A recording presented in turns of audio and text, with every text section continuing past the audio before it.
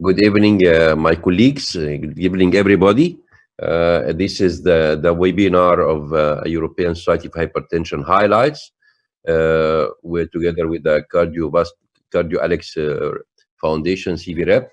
Actually, this webinar, in response to the, as you know, that the delay in our meeting was in March, beginning of March, but unfortunately, because of Corona epidemics, we just change it, postpone. Then we decide with the European Society of Hypertension and Enrico and Costa to postpone it and mention to postpone it in to April. Unfortunately, we are trained now to do webinars, and we tried in 4 days, 2 days in wave 1 and 2 days in wave 2. As you know that we already before in March we'll have 2 big long days, but actually we changed it to 2 waves in order to not to be tired. So in wave 1 it will be today and tomorrow, 10 and 11 of April, and wave 2 is next Friday and Saturday, 17 and 18 of April.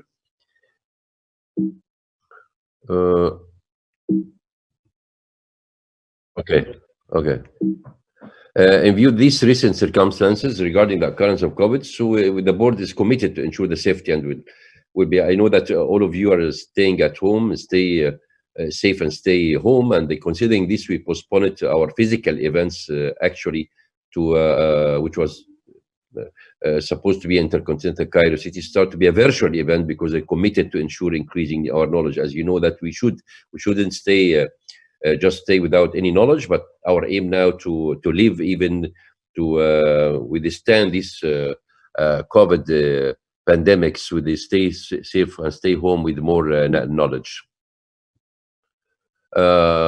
This is the timing of the wave 1. Wave 1 today is from 4:30 to 6:45, and tomorrow from 3:30 to 6:30. This will include breaks and 2 symposium, 1 symposium by Abbott, the second symposium, 1 symposium by Novartis, and second symposium out. And thanks to Novartis, the main sponsor, and Abbott, the co-sponsor. And for the second wave, next week will be in Friday, 3:30 to 6:30, and Saturday from 4 to 6:15. The main topics of these meetings webinars will be hypertension diagnosis and risk, hypertension with heart failure, management of hypertension, hypertension comorbidities, hypertension in special population, special topic, and 2 big debates about beta blockers are not the first choice for treatment of hypertension, and diabetic nephropathy, ACE versus ARBs. And so on my behalf and all CVA board, we thank Professor Tariq Zawi, who with a great effort in doing this program, the main topics, together with the European Society of Hypertension. We sit together, me and Dr. Tariq, to build up these main topics for you. We have 8 sessions and 2 debates and 3 symposiums, 2 from Novartis, the main sponsor, and 1 Abbott with the co-sponsor, and 24 talks. We have 2 international speakers and 15 national speakers. Our international speakers, thank you, Professor Enrico Agapti Rossi is the past president of the European Society of Hypertension. He's a friend to me personally and all the CVREP board now for the last 4 years. And Professor Costa Tisiofi, and the immediate past president of the European Society of Hypertension, actually is also a friend of us in the last 4 years. And Dr. Mancha apologized because for this meeting, and he promised to be in another meetings with us. So thanks to our main sponsor, Novartis, have a lot of drugs in the markets and a lot of studies there. Novartis is one of the big companies in the world, and particularly in Egypt, also do a lot for the CME in our cardiology forums, and particularly with the CVRAP. And thanks to our co-sponsors, Abbott and Merkel Cardiac Alliance Biofactor as well. Now, thanks to also attendee from outside Egypt, I heard that we have a lot of attendee from outside Egypt. They are watching with us. So thank for them to attend, and like everybody to have their comments at the guests, and to look for the. I will take care, me and also the other panelists, for answering their questions while you are putting your questions. Actually, we have a discussion after each talk, which should be fruitful for us. Each talk will be 15 minutes and discussion for 5 minutes. This will be down the live video. Log in as a guest, and the questions will be answered on the discussion time. And now we present a short video of the European Society of Hypertension highlights with the CV rep in the past years.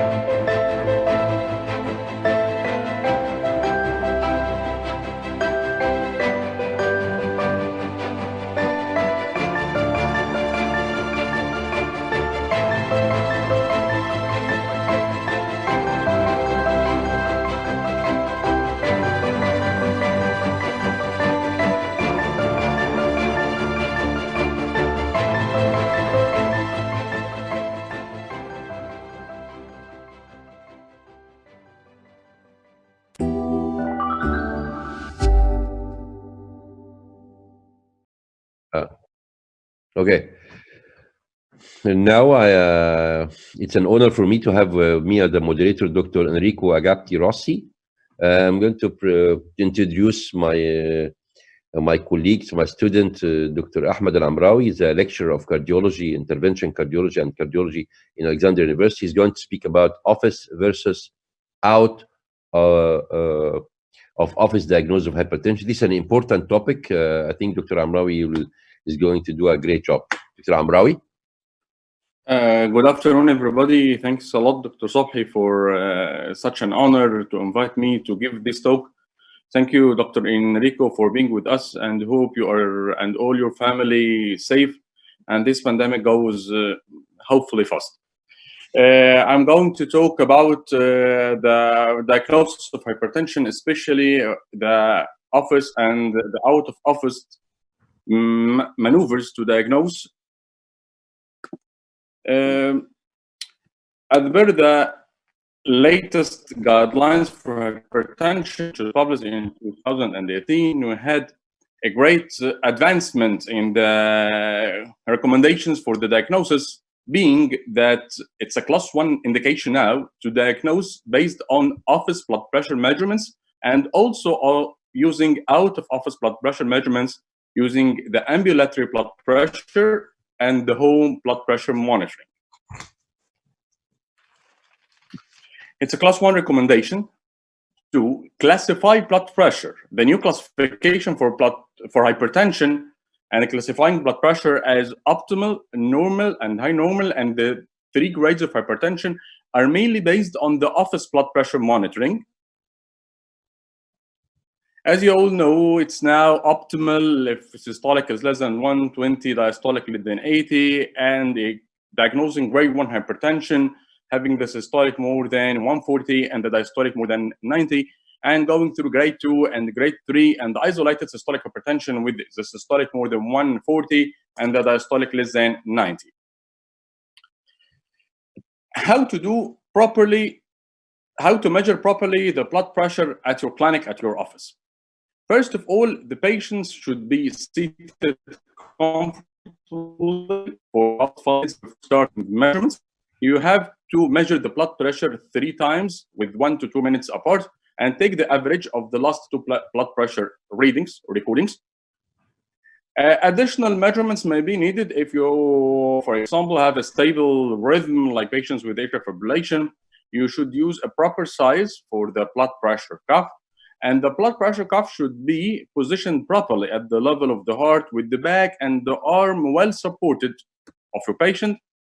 And when using the oscillatory methods, of course, you are going to use the phase 1 or 1 for vertical sounds. You should measure the blood pressure in both arms to detect if there is any significant difference between both arms. And if there is any difference, you should use the arm with the higher blood pressure for future references. For those patients who are at risk for orthostatic hypotension, like those with the diabetes or those who are old in age, you should measure the blood pressure 1 minute and 3 minutes after standing from the seated position and to record this blood pressure. And of course, you have to record the heart rate and the pulse of the patient. What about the out-of-office blood pressure monitoring? We have 2 modalities, either to use the ambulatory blood pressure monitoring using a special dedicated device, or just to use the home blood pressure monitoring to ask your patient to record her blood pressure in the morning and the evening for 3 consecutive days, or better for 6 or 7 days. The ambulatory blood pressure monitoring has many advantages, as it can identify patients with white coats or muscular hypertension. It also can record nighttime readings, which has a good and a significant prognostic implication. It allows measurements of the blood pressure in the real life time settings during exercise, during stress, and like this. It avoids it's a variable and multiple measurements that can detect properly any variability in the blood pressure of your patient. However, it may be somewhat more expensive because it needs a special dedicated device.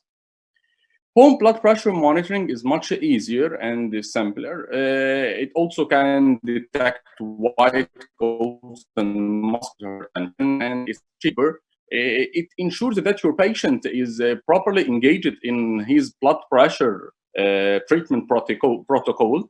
It can also assess the day-to-day blood pressure variability. However, there are some disadvantages that it may have some errors in the measurements. Also, there is no nocturnal monitoring. According to this, what are the definitions of hypertension according to the office or out-of-office blood pressure monitoring? Office blood pressure, the patient is considered to be hypertensive if the systolic blood pressure is more than 140 and the diastolic is more than 90 millimeter mercury. For the ambulatory blood pressure monitoring, we have a daytime or awake measurements. If the mean is more than systolic 135 and the diastolic more than 85, the patient is considered hypertensive. And if the nighttime or the sleeping blood pressure monitoring is more than 120 over 70 millimeter mercury, or the mean all over the 24 hours is more than 130 over 80 millimeter mercury. For the home blood pressure monitoring, you are going to calculate the means for the measurement that the patient had. If it's more than 135 over 85 millimeter mercury, the patient is considered to be hypertensive. So, what are the clinical indications for the out-of-office blood pressure monitoring? When shall we refer the patient for ambulatory blood pressure monitoring? When shall we engage the patient for home blood pressure monitoring? For conditions in which white coat hypertension is expected, for example, patients with grade 1 hypertension on office blood pressure measurements, especially if the patient does not have any hypertension-mediated organ damage, or patients with marked office blood pressure elevation without hypertension-mediated organ damage. These patients are suspected to have white coat hypertension. You should have other confirmatory methods like the out-of-office blood pressure recording. Also, it's important to use it in patients with masked hypertension, those with a high normal office blood pressure, and in patients with normal blood pressure during the office measurements. However, these patients have a high cardiovascular risk, or they have an evidence of a hypertension-mediated organ damage, although there is hypertension-mediated organ damage, but the blood pressure at the office is normal for the first time. So you can suspect masked hypertension being the blood pressure high outside the office. In patients with posterior and postprandial hypotension, either treated or treated, you should go for out-of-office blood pressure monitoring, and in order to evaluate those with suspected resistant hypertension. Also to evaluate the blood pressure control, especially in patients with high risk, and in patients with documented accelerated blood pressure response to exercise, you should go for out-of-office blood pressure monitoring ambulatory during exercise, for example. And if there is considerable variability during the different office blood pressures, and to evaluate if there is any symptoms consistent with hypotension during treatment. If the patient is complaining of manifestations of hypertension, although you find his blood pressure controlled during his office measurements, you should go for out-of-office blood pressure monitoring. And there are special indications for the ambulatory rather than the home blood pressure monitoring. As you know, the ambulatory measures the nocturnal blood pressure. It's very important to detect the dipping status. What is the dipping? It's supposed that the blood pressure during night decreases for more than about 10% of the measurements of the day. These are the dipping. So if patients with a suspected absence of dipping, like those with nocturnal hypertension, or patients having obstructive sleep apnea, or patients with diabetic neuropathy or autonomic dysfunction, absence of dipping carries a higher cardiovascular risk. So if you are suspected that your patient may be a non-dipper, you should go for an ambulatory blood pressure monitoring to measure the blood pressure during sleep. This is a very useful algorithm that was present in the guidelines for the hypertension in 2018. Patients with a high normal blood pressure during an office measurements, if you find the systolic of 130 to less than 140 and the diastolic of 85 to less than 90, this may be masked hypertension. You should consider out-of-office blood pressure measurements, the ambulatory or the home blood pressure. And if your patient is hypertensive, grade 1 hypertension, during his first visit to you in your clinic, you should do either of repeated visits for confirmation of such a blood pressure, or to go for an out-of-office blood pressure measurement. To summarize, to diagnose hypertension, this should be based on either repeated office blood pressure measurements on more than one visit, except if your patient is presenting with a severe grade 3 hypertension or in a high-risk patient, or to go for an out-of-office blood pressure measurement with an ambulatory and or home blood pressure monitoring. Out-of-office blood pressure monitoring, the ambulatory or the home blood pressure monitoring, is especially recommended for certain situations like the white coat hypertension or the masked hypertension, and to quantify any symptoms that may be related to treatment and to exclude any side effects. And also the ambulatory is very important if you are suspecting that your patient may not be having a reduction, the normal reduction of his blood pressure during night, what we call dipping. And thank you for your attention. Thank you, Amrao. It is, I think it's a very important topic nowadays, and I think it's very practical. I'm looking for questions. Question number 1 to you, what is the cause of masked hypertension? Yeah, there are certain patients who are at risk who have risk for masked hypertension. Those patients with established cardiovascular disease, or patients who are in old age, or those with diabetes, smokers, all these have a higher risk for the masked hypertension, and these patients have an increased arterial stiffness. So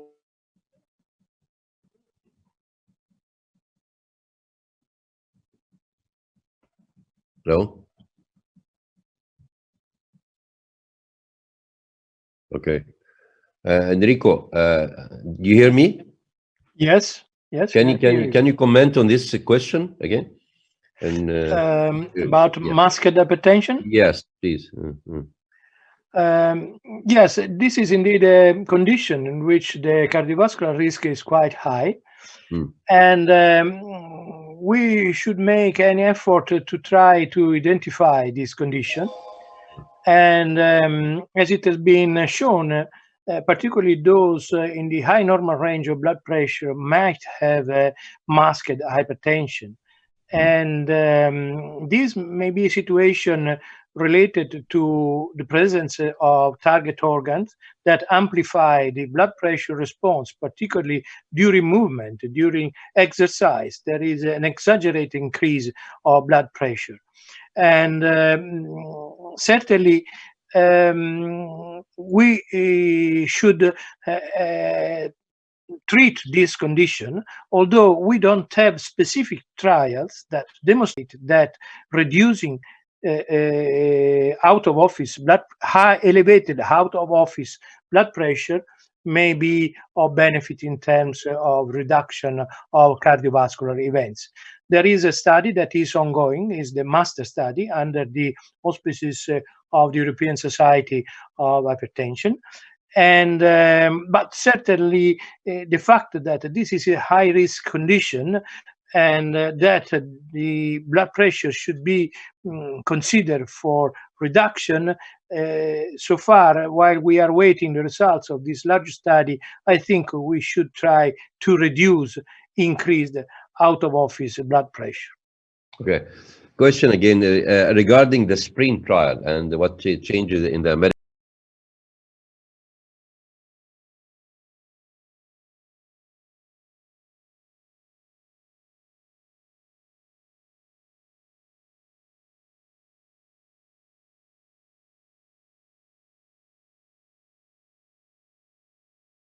pressure or not?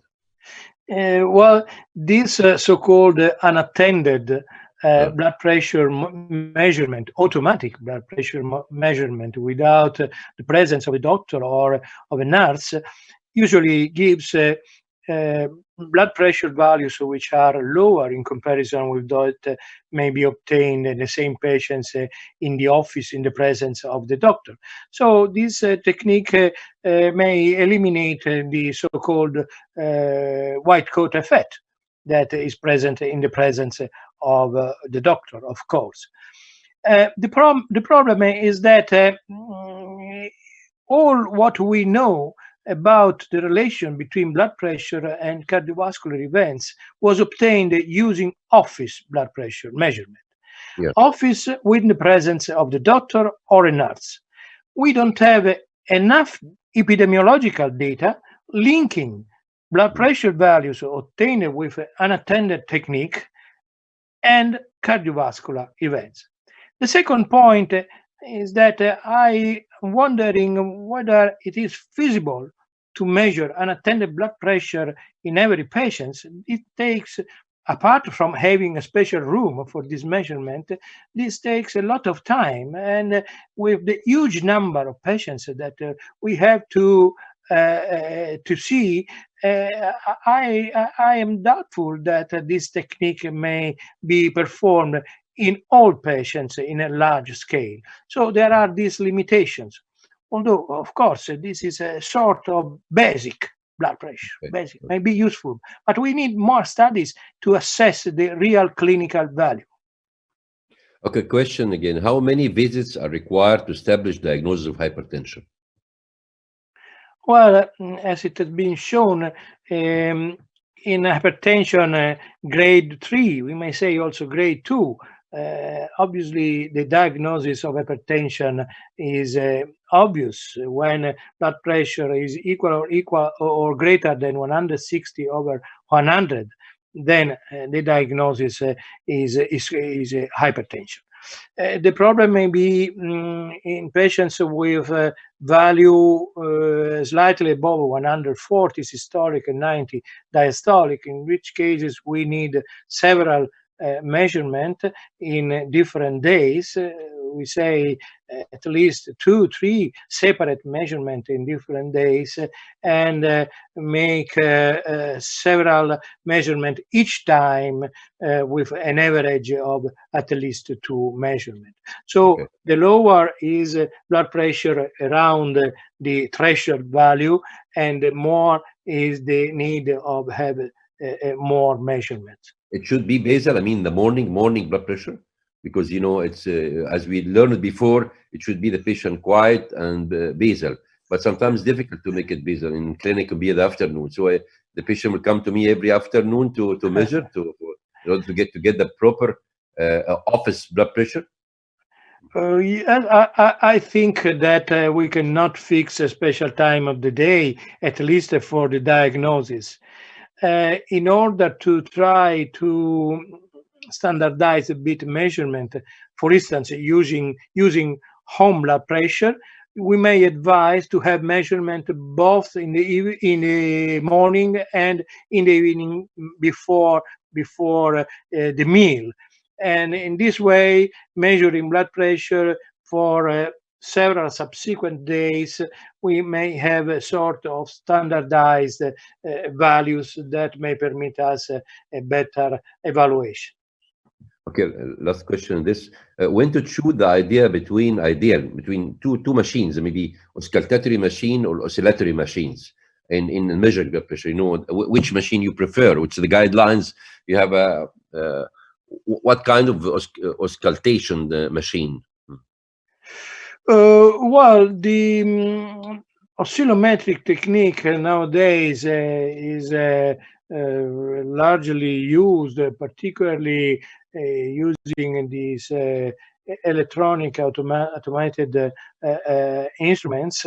We should look at a list of those which are validated towards the traditional technique, which is the auscultatory technique, going into one of these tables that reports all the instrumentations that have been validated. There are several addresses on internet to go into this this information. For example, this patient coming to you now to measure and claim to be a hypertension in pharmacist or in one of his doctors come to you. Are your advice for the first time naive patient is to use office, out of office, your home, and ambulatory, the three readings, and then you calculate with different visits in order to establish a diagnosis and to put into details what's happening in your patients with the risk category? Or you make a platform with the patient, or you just depending on one item? I mean, office 3 times or office and ambulatory. What do you think in practice? Well, I think that the diagnosis should still be performed with the office blood pressure measurements. Then, in some cases, not in every case, but in some cases that have been also described by the colleague before, in those in whom we may suspect some special situation, such as white coat effect, masked hypertension, or resistant hypertension, or we want to know the effect of antihypertensive treatment. So in this case, I would use out of office measurement, and ambulatory blood pressure monitoring may be quite useful. Okay. In several patients, also in order to improve the adherence to treatment, it is advised also to have home blood pressure measurements and to report these values to the doctor. This may make more familiar the measurement to the patients and their families, and also to be more careful in taking the pills. In addition, there are several additional information out of office related, for instance, to variability of blood pressure and to measurement during particular situation, clinical situation, and so on. So let's say, as out of office management, home blood pressure are increasing advised to the patients. For ambulatory blood pressure measurement, this should be done in particular situation that were those that I have reminded before. Thank you very much. Thank you. Now we shift to your talk. I think this is a very interesting talk for the first time to be heard. I looked this in the Jack. Sorry?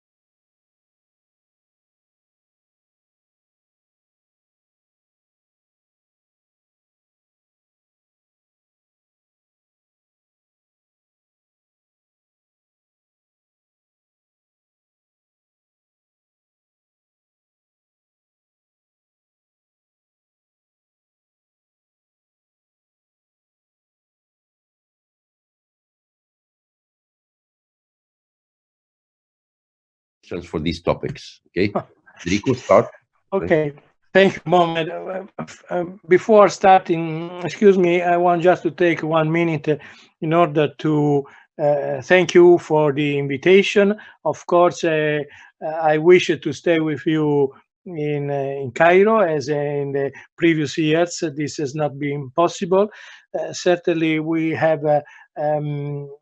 We are suffering a very difficult situation that, although there is some indication of improvement, is not finished. Anyway, technology can help. I'm happy to shake your hands, although virtually, not personally. And I can also say that also the European Society of Hypertension had to postpone the annual meeting. And this year it was also in conjunction with the International Society of Hypertension. It will be held next year in April. But the society will continue to have relations with members to interact with doctors, to promote science, and to have these remote webinars in order to continue the education. Okay. The title that you have chosen, Mohamed, it's not so easy. And at first glance, I thought I'm not an expert in periodontitis. But in fact, this topic is very interesting because it is included in a large topic, which is concerning the role of inflammation, of immunity, of oxidative stress in the development of hypertension and of cardiovascular diseases. In my presentation, I first try to summarize what we know. The topic is very complex, but we know about inflammation, immunity, and hypertension. In the second part, what is the evidence that periodontitis could be linked to hypertension? So a few years ago, it was proposed that an increase in blood pressure due to several causes several mechanisms, angiotensin II, high salt, acting mainly on the central nervous system, may induce a rise in blood pressure, even a small rise in blood pressure. This is associated to the formation of neoantigens, which is a modification of molecules that is not recognized anymore as self, and may activate an immunological effect. And the consequence is the production of immune cells, particularly T lymphocytes, that may infiltrate the vessels, may infiltrate the kidney, and may induce, through inflammation, oxidative stress, production of cytokines, and increase in hypertension, so that there is a vicious circle, more hypertension and more activation of the immune response. The immune response consists in innate immunity, which is non-specific, is very rapid, and include phagocytes such as macrophages, granulocytes, dendritic cells that are antigen-presenting cells, and they produce cytokines. Then adaptive immunity with an activation of mainly T lymphocytes, in addition to B lymphocytes, but we are more interested on this, that are subdivided in two species. The effector lymphocyte, TH, which means T helper lymphocytes, and T regulatory lymphocytes. The effector has more pro-inflammatory effects. The reg have a sort of anti-inflammatory effect. So there is this balance. The macrophages, those of innate immunity, are important because they may produce reactive oxygen species, and this may give an upregulation, the expression of cytokines, reduce nitric oxide bioavailability, stimulate smooth muscle hypertrophy in the vascular cells, activate matrix metalloproteinases, and stimulate, again, cytokines. This can be further stimulated by angiotensin II and mineral corticoids, and is mainly responsibility of macrophages. So there is, as an effect, dysfunction of the endothelial, particularly because of a reduction in nitric oxide bioavailability, and vascular remodeling. So both the function and the structure of the vessels are modified. This is an example of an experimental model in which blood pressure was increased by angiotensin II. However, in a group of mice who are lacking lymphocytes, the effect of angiotensin II was much less in terms of blood pressure, blunted blood pressure response, and also in terms of remodeling. The wall thickness and the wall area of the vessels in these animals was less affected by angiotensin II than the controls. So this is an explanation of how these cells may participate in the alteration in structure and function of the vessels that may bring to hypertension. This is observed also in another model of hypertension, the Dole salt-sensitive rats, that presents infiltrations of T cells, and the activation of all these important cytokines, interferon gamma, interleukin 6, 1, 2, and much less interleukin 10, which is a bit protective. So we have an animal example of this importance of the immunological system and inflammation in inducing hypertension. And Ernesto Schifrin, that has studied a lot this topic, has suggested that subset of T lymphocytes, both effector T cells, such as different T helper that produce interferon gamma, may produce interleukin 4, may produce interleukin 17, and other T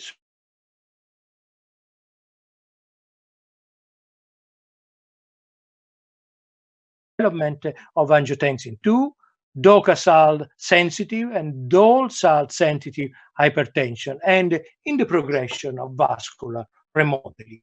And there is a balance between these two systems. We have looked at this in humans, looking at the subpopulation of T lymphocytes using the cell sorter.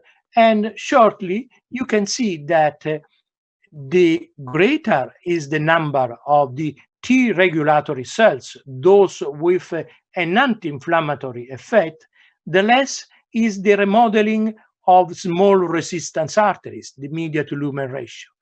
The greater is the number of the T effector cells, the greater is the media to lumen ratio, the remodeling of small arteries. This was observed in a traditional technique of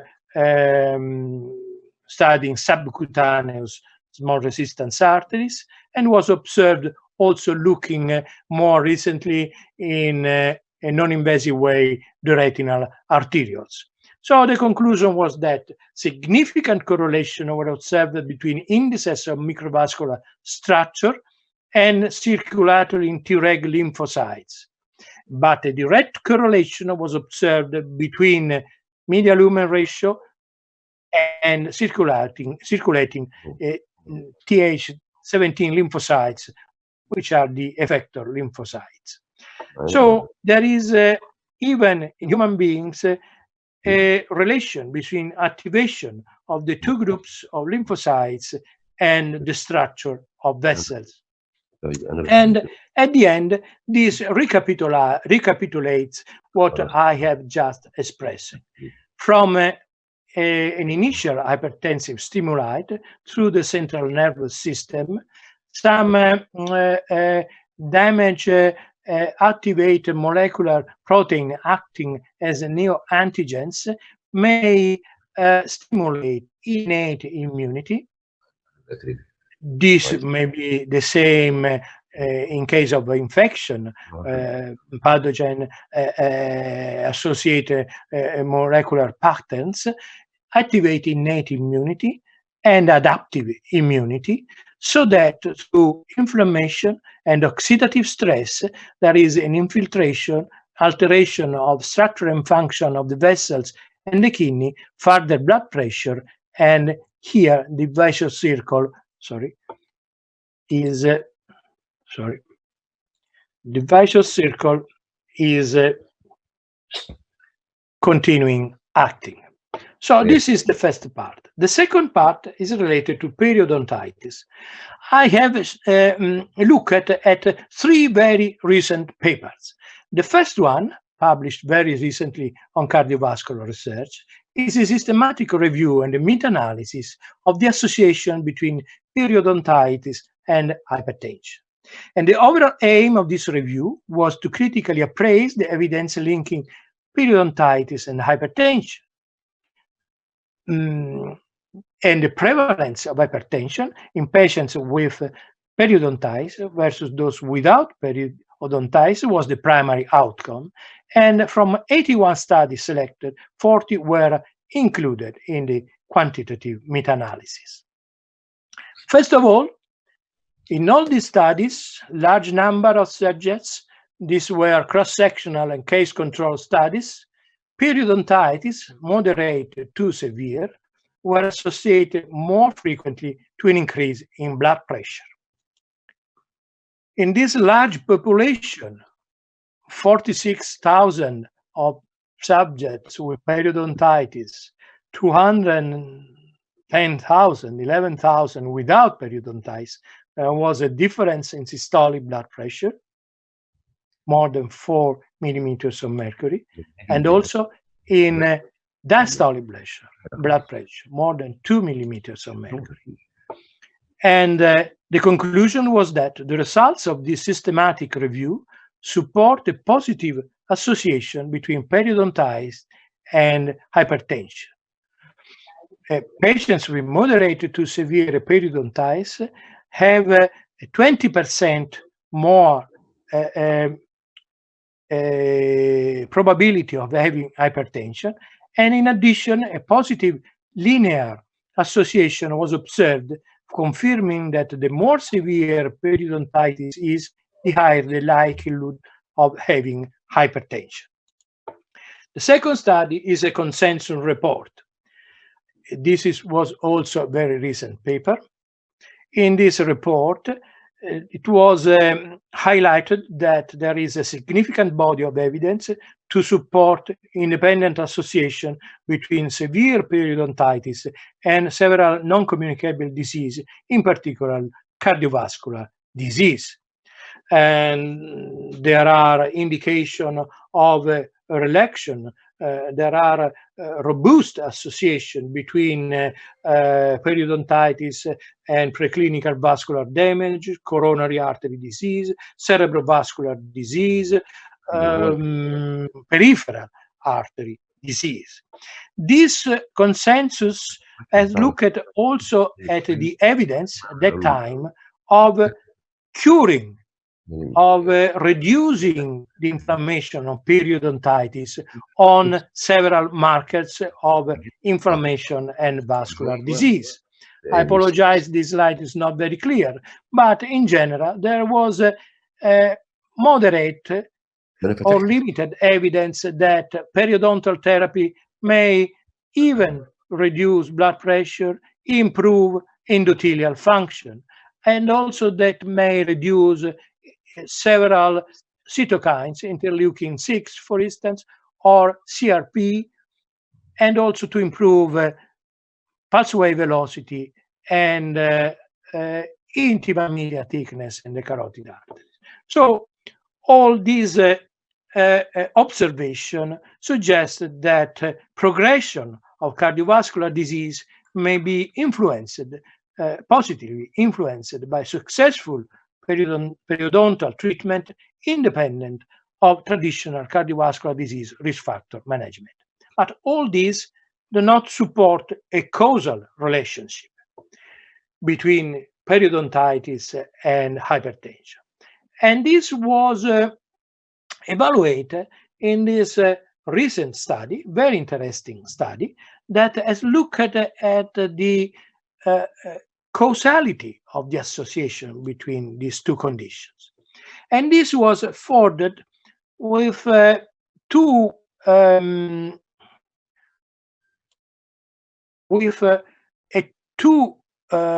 approaches. One is the so-called, this is a bit complex, but I'll try to simplify it, a Mendelian randomization analysis.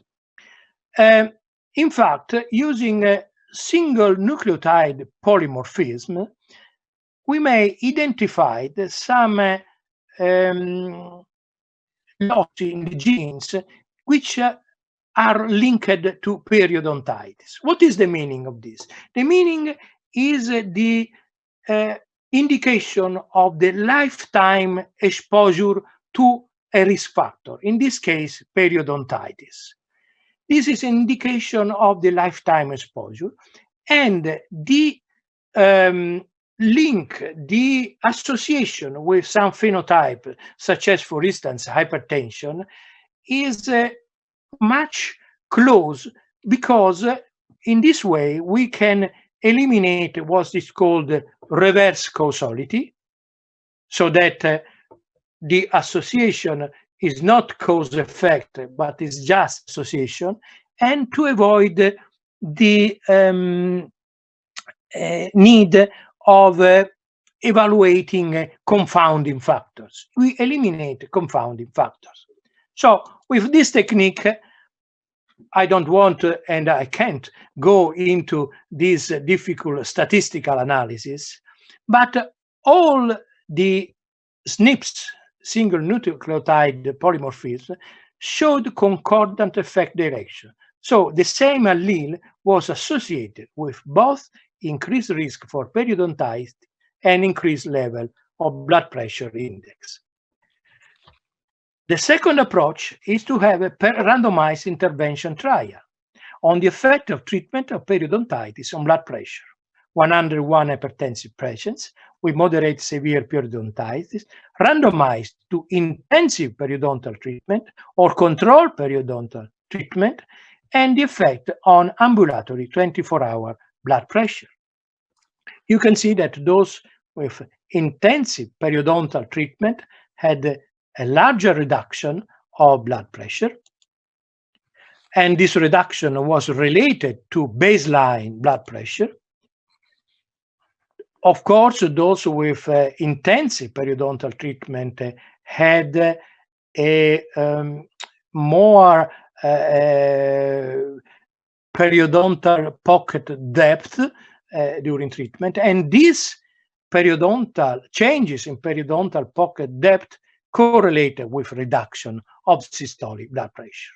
In addition, the study, several markers of inflammation was reduced, endothelial function was improved. And the conclusion was that the present study supports a causal relationship between periodontitis and hypertension. While the mechanism of this relationship warrant further investigation, we have provided genetic and experimental evidence that periodontitis is linked to hypertension. These preliminary results need to be confirmed in a large cohort of hypertensive patients, as they may represent a novel non-pharmacological intervention for the management of hypertension. This is a similar cartoon to what I have shown before. The infection in the tissue surrounding teeth by Porphyromonas gingivalis may give pathogen-associated molecular patterns that stimuli neoantigens, so the immune response is activated, and this may cause inflammation, oxidative stress, and increase in blood pressure to the mechanism that I have explained before. Thank you very much for your attention. Thank you. Thank you, Enrico. Okay, one question here. Enrico, do you hear me? Yes, okay. Is a question about is any relation between dipping and non-dipping of hypertension with periodontitis? This was not evaluated properly, and in that study it was not mentioned.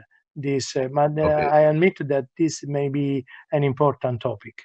Probably a dipping status may be in some way altered by the inflammation.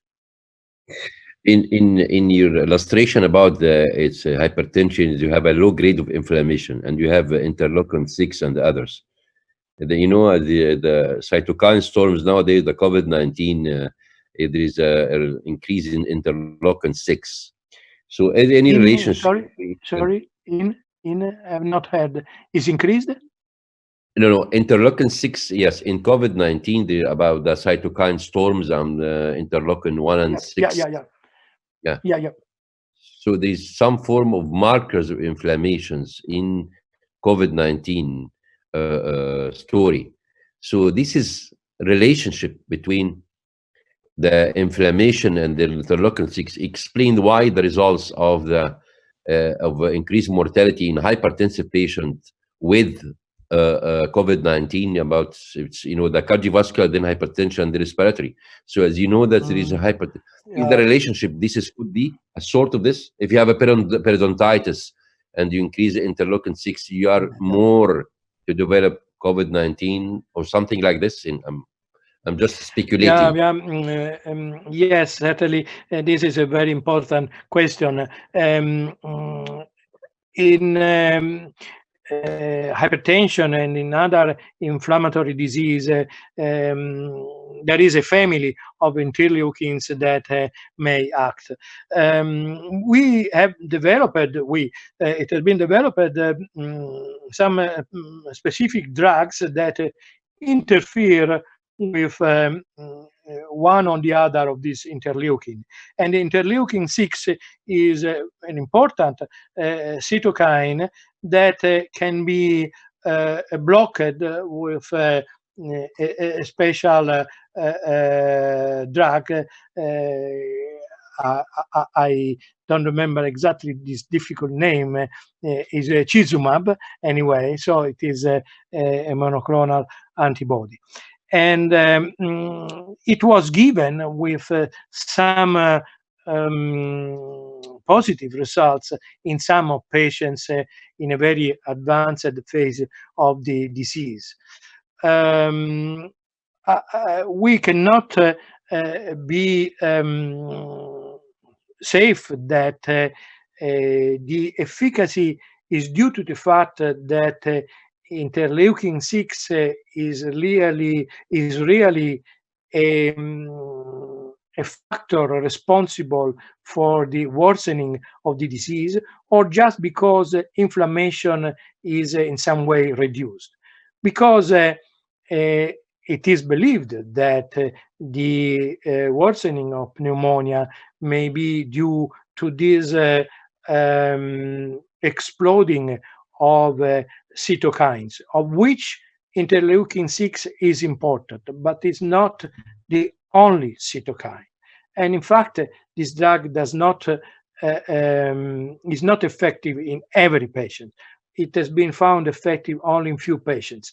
Although I have to say that all this information came from, let's say, anecdotal, observational studies. We are waiting shortly the results of some controlled studies that may give more precise answer. So in conclusion, the increase in interleukin 6 is part of the mechanism that may be responsible of worsening of the disease. Is this related to hypertension? Difficult to say, because as you know, hypertension represents a risk factor in this infection in the elderly. But we also know that hypertension is very common in the elderly. So whether this is a causative effect or whether it is just an association is difficult to say. As you know, also other factors related to hypertension, such as the use of drugs blocking the renin-angiotensin system, has been implicated in the negative or positive effect in these patients. So far, we don't know which is the answer. Probably this is not true. Preliminary observational administrative data have not demonstrated this relation. So we may make several hypotheses, but at present time, several explanations can be given, and we cannot be safe of a single conclusion. But I admit that the topic is very, very interesting. Costa, I have 3 questions, but we have a short answer, please. One related to this topic, and 2 others related to the previous topic. For the last topic, is it due to inflammation or it's specific for the mouse inflammation? Is any inflammation? I mean, or it's I mean, this is periodontitis and hypertension. Is any inflammation can cause this, or just a mouse inflammation itself? No, it has been found a relation between high blood pressure and, for instance, rheumatoid arthritis, psoriasis, lupus erythematosus. In several studies, it has been found a bit higher blood pressure in patients with these chronic inflammatory autoimmune diseases. And if you control your blood sugar in such patient, is it possible is it problem in periodontitis patients with hypertension, or there's nothing related to this? I think there's nothing related. Blood sugar is another story. Blood sugar is another study. Sugar may facilitate periodontitis, but you have to treat periodontitis, and probably you have a small reduction in blood pressure. Yeah. The second, why we are interested in lowering the systolic blood pressure later than 9 with the normal systolic blood pressure? Sorry, I've not heard. Sorry. Why we are interested in lowering the systolic blood pressure lesser than 90 with the normal systolic blood pressure? I said that actually, the suggestion is to reduce diastolic blood pressure below 80, more than below 90. The first, let's say, the first goal is to reduce below 140 over 90, but the best results is obtained if you reduce blood pressure below 130 over 80 without side effects. Finally, how to get accurate measurements from women who have surgery and axillary lymph nodes? If the woman has a surgery and axillary lymph nodes, do you have any problem in measuring the blood pressure in women? Well, if they have a lymphedema, lymphatic edema, and a very large arm, this may be difficult to measure indirectly blood pressure. So we have to measure in the other arm. Okay, I think we finished now. This is the good start for the hypertension diagnosis risk session, and thank you very much, Enrico. We just have a 5 minutes break, and then we come to Novartis Symposium and the other session. Thank you, Enrico. Thank you, Ahmed Amraoui. Thank you. Just 5 minutes break, please.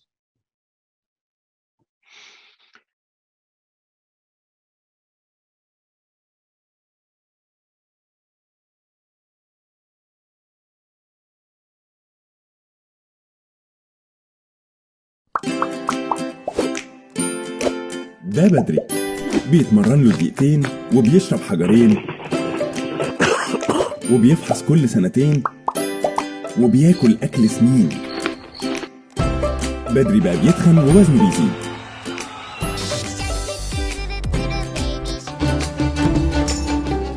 على طول ريقه ناشف وعلى المية مش ملاحق. بقى دايخ وكسلان ومعظم وقته في الحمام. نظره ضعف واسنانه بتقع. وعشان بدري بدأ رحلة العلاج متأخر حالته بقت تتأخر. بس لما اتحط بدري في موقف وحش ولا عارف يخرج مع مراته ولا يلاعب عياله، يا ترى هيغير حياته ولا يخلع؟ أكيد بدري قرر يظبط حياته وقرر يكشف من بدري. بدري رجله خدت على الصحة وبدأ علاجه من بدري. بدري بقى شخص صحي وبيروح يجري. بدري خس وبقى ماشي صح. بدري بقى بيضحك وبطل يتعصب. بقى بيستمتع بوقته ومع عياله بيلعب. بدري قرر يكشف من بدري. بدري عرف إن من بدري أحسن. ابدأ علاجك بدري، تروق بدري. خليك زي بدري وابدأ بدري.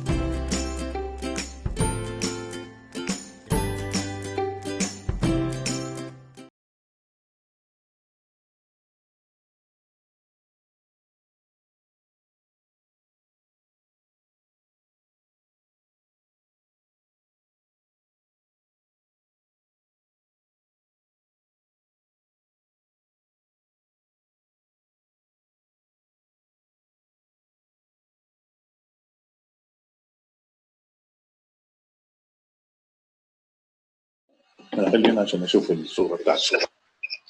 بسم الله الرحمن الرحيم. طبعا I thank all dear colleagues and doctors for acceptance to participate in this virtual meeting, and I hope that the scientific presentation will be satisfactory, and I hope success of this meeting. It is my pleasure and honor to introduce my dear great professor, Dr. Adil Al-Athrabi, to speak about new smart proof in hypertension. Welcome, Dr. Adil, and present your presentation. Thank you. Okay, welcome everybody. I would like to thank CVREP and the European Society for allowing me to be one of the speakers in this prestigious webinar. I'd like to thank, of course, Novartis company for being a speaker in this symposium. My talk is quite different than the others because I'm talking about some Egyptian experience, which we hope that will expand in every field of cardiology, not just in hypertension. And this is part of this Egyptian activity. The smart proof in hypertension management is the name of the session, but the smart is the name of the trial. So in short, hypertension, of course, is a global public health issue. And actually, it affects more low income than higher income countries. And if we go to the adults population, the overall prevalence of hypertension in adults is around 30 to 45%, which is a very high number, specifically and especially if we add the new definition of hypertension, giving over 130 is hypertension. In Egypt, according to the 100 million wellness approach, hypertension may contribute to 30% of total non-communicable disease risk factors prevalence in Egypt, which is a very high number. You can see here from this slide that raised blood glucose accounts for 15.5%, raised total cholesterol for 20%, but as for raised blood pressure, it is the main issue in non-communicable disease risk factors. When we go to the depths, to give you some Egyptian data, the highest governorate with hypertension was El Gharbiya government, which is 33%, and the lowest one was 33%. And we have 16% is Bani Suef. And we have a very disturbing number, which is out of 50 million studied up till now, 10 millions have raised blood pressure. And what I mean by raised blood pressure is not essentially hypertension, because this was one reading in one clinic, and then those with raised blood pressure will go to specialized cardiology clinics. So actually, we don't have in 50 millions, 10 millions hypertensives, but at least 10 millions have abnormal readings during the routine exam. In the famous study by our Professor Mohsen Ibrahim on Egypt, we can see now, what you can see from this slide, that awareness is very low. And there is 38% awareness of hypertension in Egypt. A quarter is treated and only 8% are controlled, which are also very alarming figures. It is surprising that 50 years ago, hypertension was considered as essential, not a treatable condition. And we start moving in the 1967 to treating severe hypertension that could be of value. Then we moved to treating diastolic pressure that could be of value. Then another step was to study the value of treating hypertension in the elderly, which was another study. Then moving to hypertension in the young population. And then we have the famous UKPDS. They all had the HIVIT and the ACCORD, and all were reaching to one conclusion, that we have to treat hypertension, whatever the stage is, mild, moderate, or severe. What was new data came that actually changed the practice was the SPRINT trial.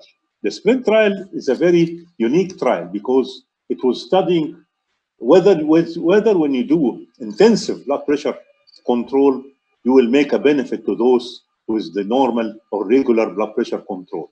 And with this study, despite the fact that it was not including diabetic patients, there was a clinically significant benefit on the primary outcome of myocardial infarction, acute coronary syndrome, stroke, and heart failure or death, which actually changed the guidelines and changed our way of looking at hypertension and our way of practicing hypertension.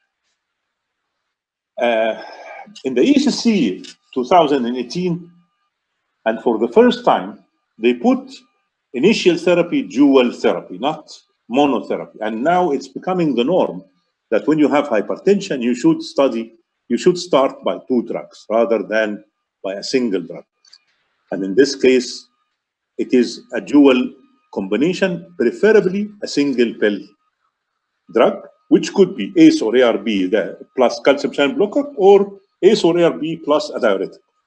And the only thing you can start with monotherapy is those with very low risk patients, young patients, and those very elderly in which you are feeling hypotension. These are the 2 conditions that you can start monotherapy. So it's clear that you should start dual therapy, preferably in one tablet at the first step. The second step would be adding either a calcium channel or diuretic. And the third step, using 2 pills, you will start using other drugs, namely spironolactone and other diuretics, alpha blockers, or other beta blockers. The beta blockers are put in a special situation, and this special situation states that beta blockers can be used at any step of these stages of hypertension as long as there is a critical need, like heart failure, angina, post-MI, atrial fibrillation, young women, or those planning for pregnancy in which ACE or ARBs are not that indicated.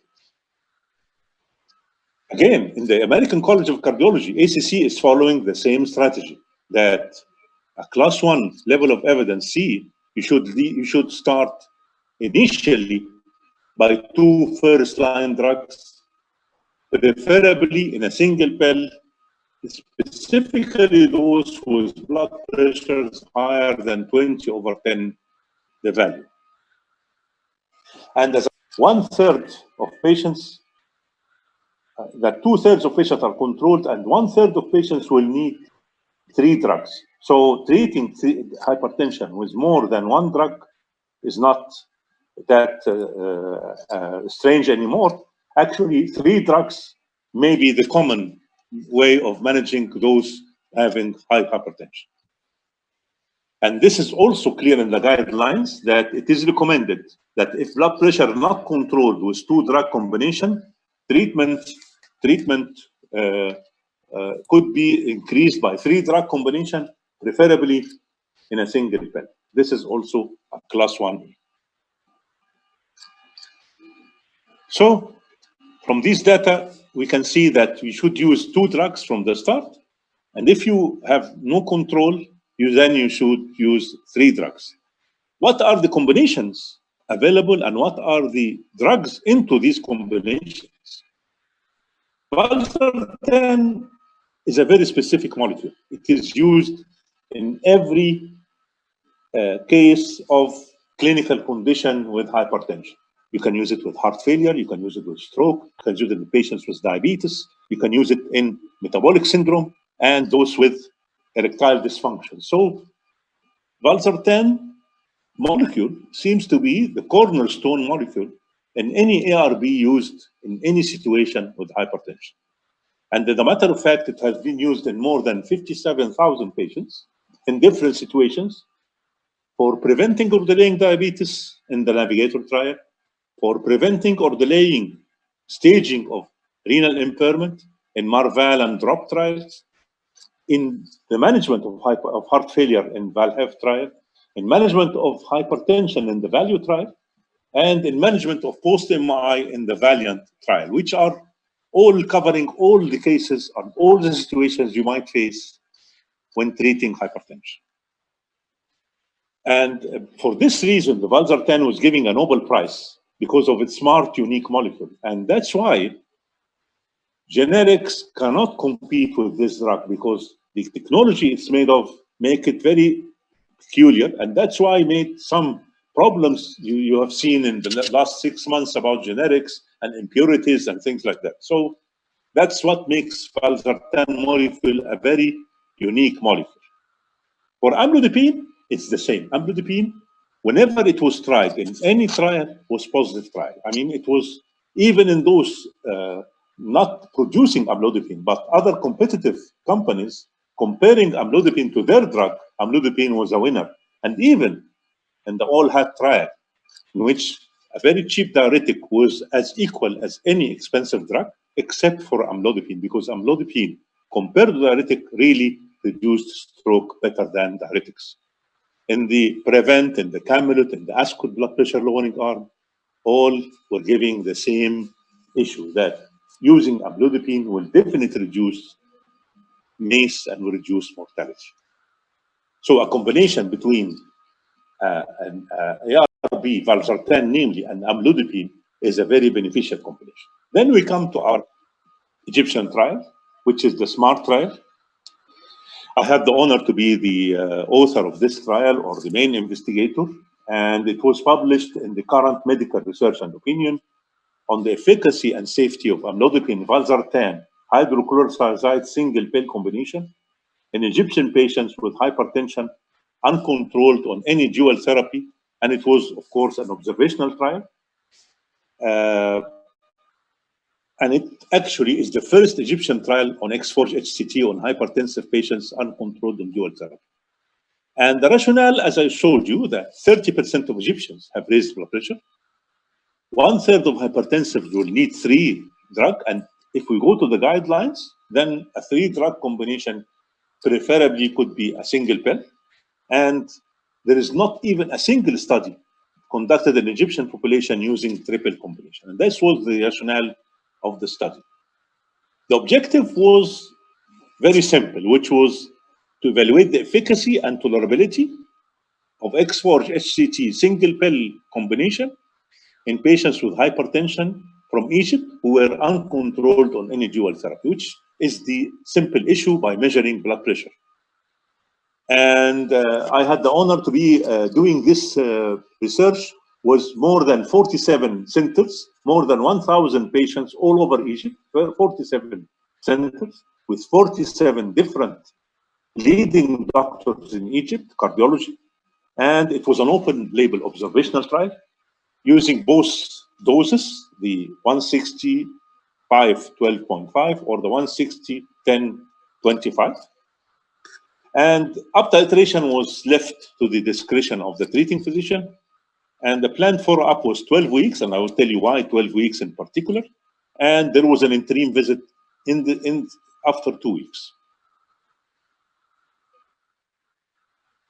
The inclusion criteria was those with hypertension aged more than 18 years and a blood pressure of more than 40/90 on dual therapy, whatever the dual therapy is, and X-Forge was given. Exclusion were mainly those childbearing period women or nursing women and potential who are not under medical accepted contraception. And these are the known contraindication to these combinations.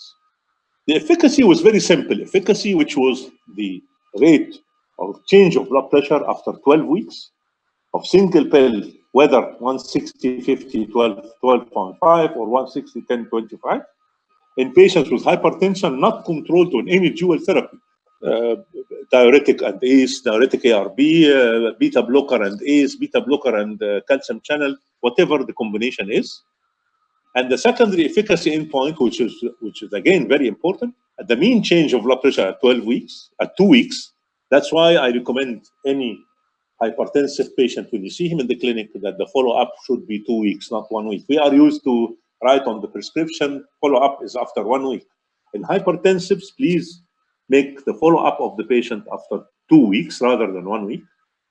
The control rate of hypertension getting a blood pressure goal of 140/90, below 140, and the change in heart rate, and the compliance, whether single pill combination at the end of treatment of week 12. Why I choose the 3 months? Because the guidelines say so. The European Society of Hypertension, the European Society of Cardiology, initiation of blood pressure lowering treatment, as you can see in grade 2 and grade 3 hypertension. Sorry about that. You should wait for 3 months before deciding to shift to another stage or another step of treatment beside the lifestyle modification and the immediate drug treatment. That's why our target was 12 weeks of hypertension treatment. The safety and tolerability was very simple again, because we measured the ankle edema, which is our main issue, and the serious adverse events for severity and relationship to study drug and pregnancy. The safety tolerability assessment was conducted at each visit, and the overall tolerability was assessed depending on physician assessment at the end of the study using frequency tables.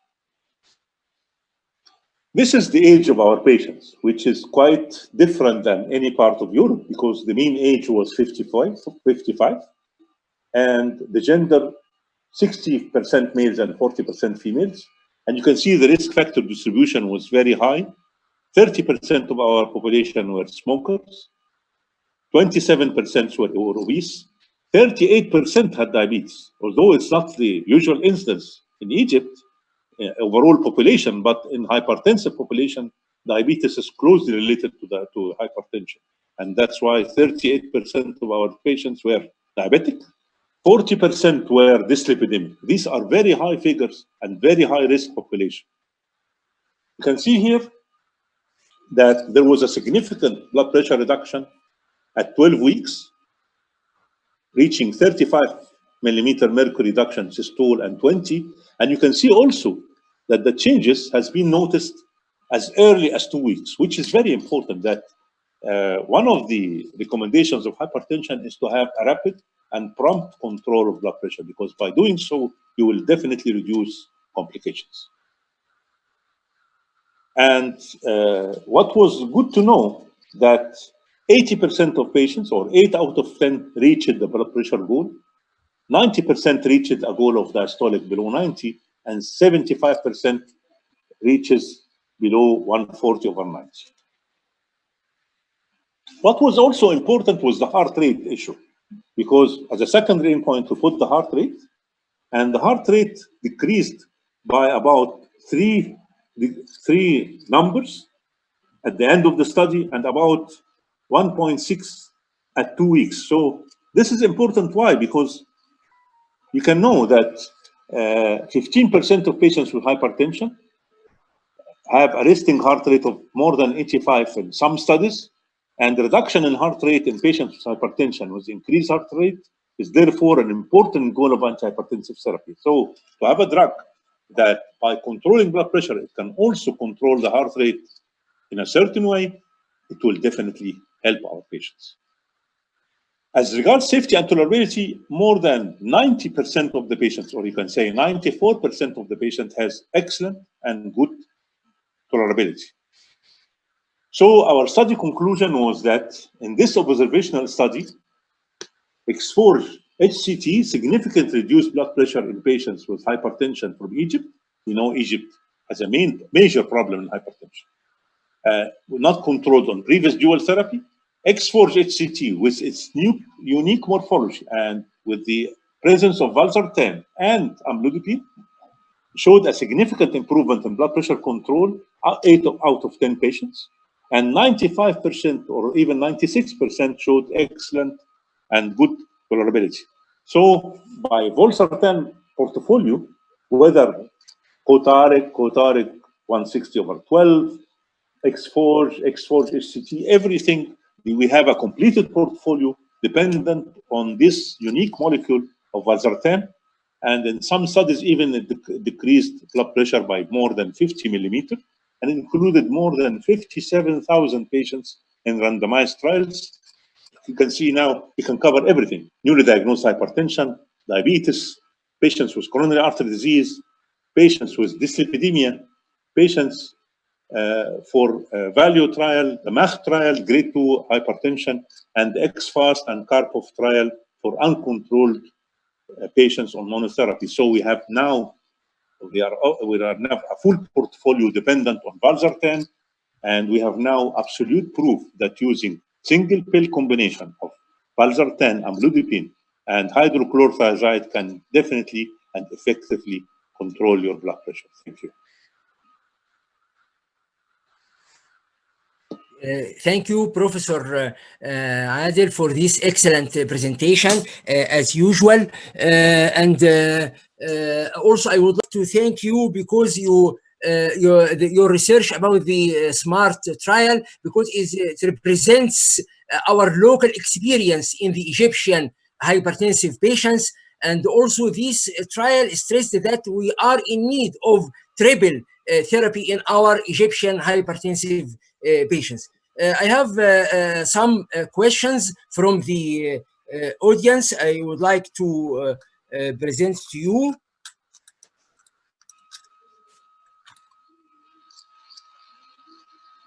What about safety of drugs working on RAS system in the era of COVID-19?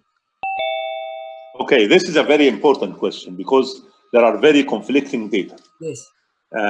The American College and the European Society of Cardiology recommend that you do not stop patients on ACE or ARBs as antihypertensives during the COVID area. But there are some theoretical things that can say that maybe ARBs and ACE could be harmful.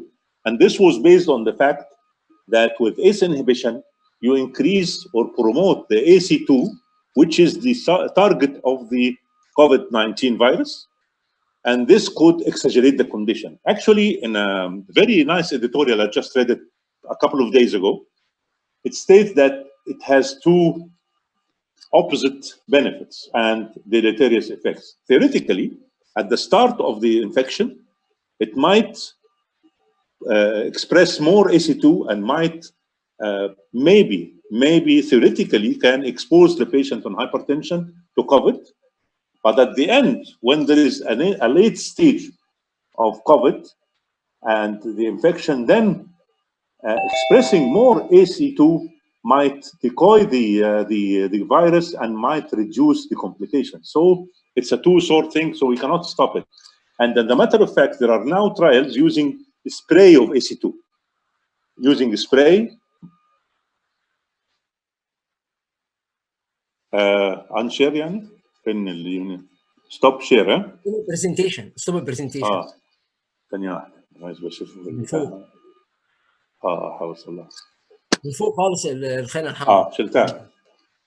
Well, there is a very nice study now using spray, AC2 spray, and they claim that with this AC2 spray, it will decoy the virus, catching the spray rather than catching the cells. And in this way, it will not harm the lungs as it used to. So there are two sorts of the subject that high expression of AC2 might be beneficial at the end stages of the disease, but at the early stages, it could be harmful. So we really don't know the right answer, but the recommendation now is not to stop ACE or ARBs as antihypertensive therapy. We can have the opinion of Enrico from Okay. Italy regarding the ACE and the Enrico. Hello, Mohammed. How are you? Very Adil. Thank you. Hi, Enrico. So it's good to see you. Enrico, the question Dr. Adil and his answer. Did you hear Dr. Adil answer about the COVID and AC2 ARBs? Contradictory now. Now there's a claim in animals, but they prove in humans you can continue the drugs. What do you think? Mute. Off the mute. Off the mute, please, Dr. Enrico. Off the mute, please. This is, let's say, so far a bit theoretical. What we should do, in my mind, at present time, is first to look at so-called administrative data. For instance, we have data of all the patients that have been infected with COVID-19 and have their follow-up, the admission to the hospital, the outcome, and so on. But we have also data, what are the treatment in these patients, and what is the final outcome. So we should look at the association between this treatment and outcome in several subgroups, the elderly, less elderly, and so on. Those who were on treatment for a long time, those who stopped treatment, and so on. And in this way, we may see if there is any difference in the effect of this baseline treatment after the infection. Then, of course, we should have some mechanistic study, and what Adele has just exposed is very interesting, the spray and so on, and see whether the increased expression of ACE2 is really dangerous or not, whether it is dangerous at the beginning and not at the end, and so on. These are mechanistic studies. But first of all, particularly for the public health, what is important is to see whether those who had a very poor outcome, in fact, were more frequently on treatment with these drugs or not. And this is what is studying. I think it's not difficult to have this data in a short time. I guess that in a short time we will have this data. Dr. Adel, my question to you, for the SMART trial, did you shift to the triple therapy after reaching the maximum dose of dual therapy, or you just there no response and you go to the triple therapy? Well, not on the maximal therapy, because actually we don't do that in common practice. Actually, when you use a dual therapy, then you shift to triple after that. Usually we do that. We don't use high doses. We are used to so it was not a prerequisite that those having high doses only will be shifted. It was a dual therapy, not controlled, and then we add a third drug. We have a question from the audience, whether to start dual or triple, especially in high risk severe hypertension.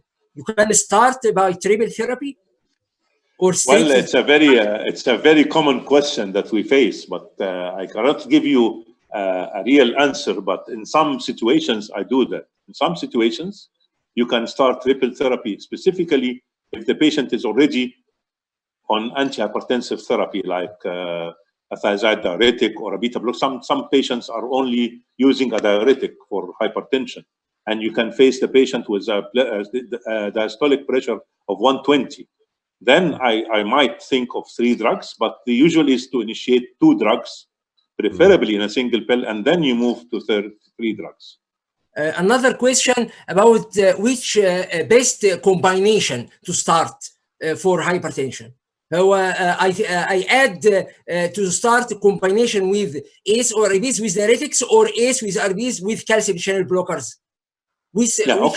Okay, this is very important. The patient profiling of hypertension is very important, because each patient has his own profile.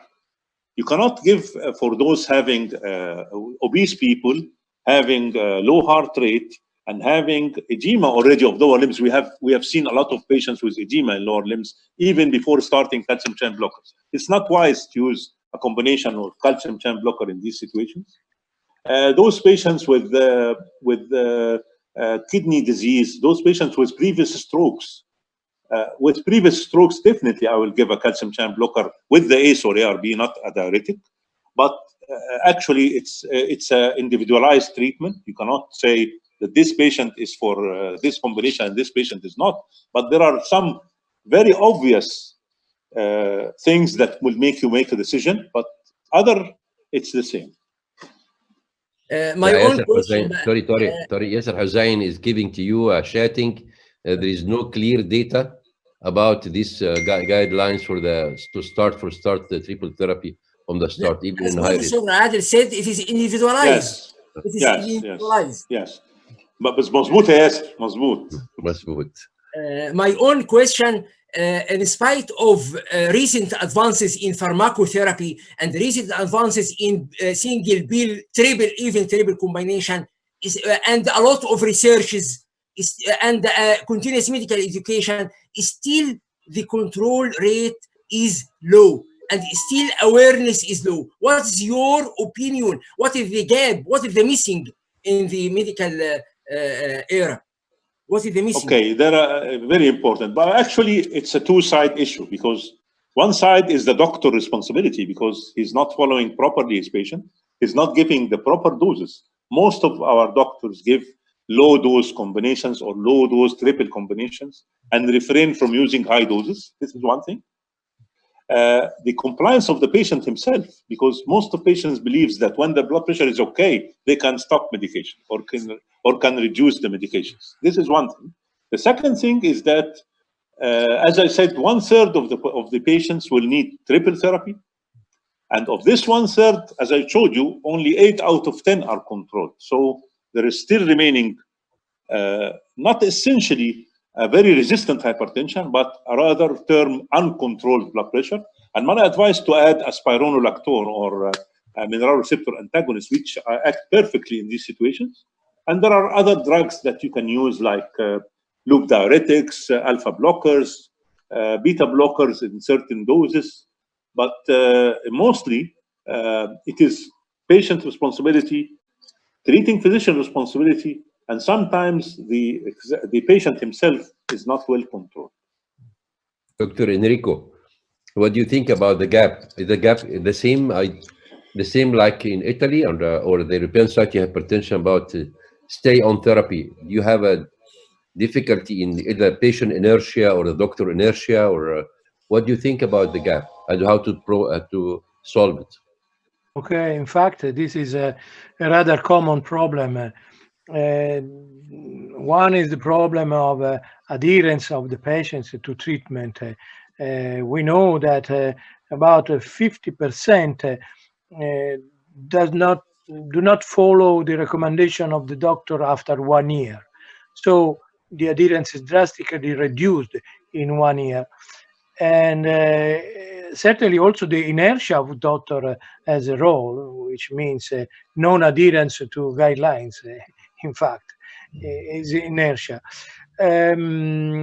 I think that a combination in a single pill may facilitate adherence because of reduced number of pills. And this is well known, as recommended by guidelines, and this will be an improvement in the management of patients. But in any case, to improve the adherence is a bit complicated because we may act on several points. The doctor, the patients, their relations, the general organization, the cost, the work, and so on. So we should facilitate this in several ways. We have to act on several aspects. The single pill is useful for simplified treatment. Okay, the question here coming from the Dr. Yasser Hazan about the beta blockers. You know, in Egypt, this is Dr. Adel Atrebi and Enrico. In Egypt, the beta blocker is dominating, although there is no actual indication for the beta blockers, or only should be in compelling indication. So what do you think? This is the same in Italy or different European countries? And so I need the answer from Dr. Adel first and then from Dr. Enrico. Well, as I showed in the slide, that most of our patients are young patients. We don't have the very old populations as in Italy or in all Europe. So in young population, there is a place for beta blockers, specifically in young women and in those in childbearing period. So to have a beta blocker as a starter is not a bad choice actually in such population. This is one thing. The second thing is that prescription habits, to change the prescription habit of old physicians and GPs to move from non-evidence beta blocker start to evidence-based ACE and ARB start is quite difficult and it will take time. But still in Egypt, we have this problem that the number one drug used in hypertension is a beta blocker rather than an ARB or an ACE. But it's still moving. I mean, the numbers are changing, but still beta blockers, and specifically one of these beta blockers is widely used in Egypt. I will not say the name, of course. In the program, we have a debate about to initiate beta blocker for hypertensive patients or not. There's okay. So, yes, we have a debate. Yes. I can just say that the downgrading of beta blocker was due to the fact that in randomized clinical trials, it seems to be less effective in reducing stroke. But if you look at all cardiovascular events, there is no significant difference with other classes of drugs. So I personally, and also, let's say, in agreement with several colleagues in Italy, we believe that beta blockers are still a very good class of antihypertensive drugs. Of course, we are using these drugs according to the characteristics of the patients. For some, there may be some good indication, for others, much less indication. But this is our job as doctors. I don't want to anticipate the discussion in the debate, but you asked my personal feeling. This is my opinion. Okay, thank you. Because we late time now. Thank you, Dr. Adel Atrebi, for this wonderful trial and or registry in Egypt. Thank you, Enrico. Tariq, I think we have a break for 10 minutes, and we have a great session. Will be within 10 minutes. Please Okay, thank come you. after 10 minutes. Thank Okay, you, Thank you, Dr. Mohammed, Adel. for this initiative. Thank you, Tariq, for sharing, and thank you, Enrico, for being with us. And I hope next sessions will be more informative than this one. See you. Thank you very much. It's a pleasure. Bye bye. Thank you.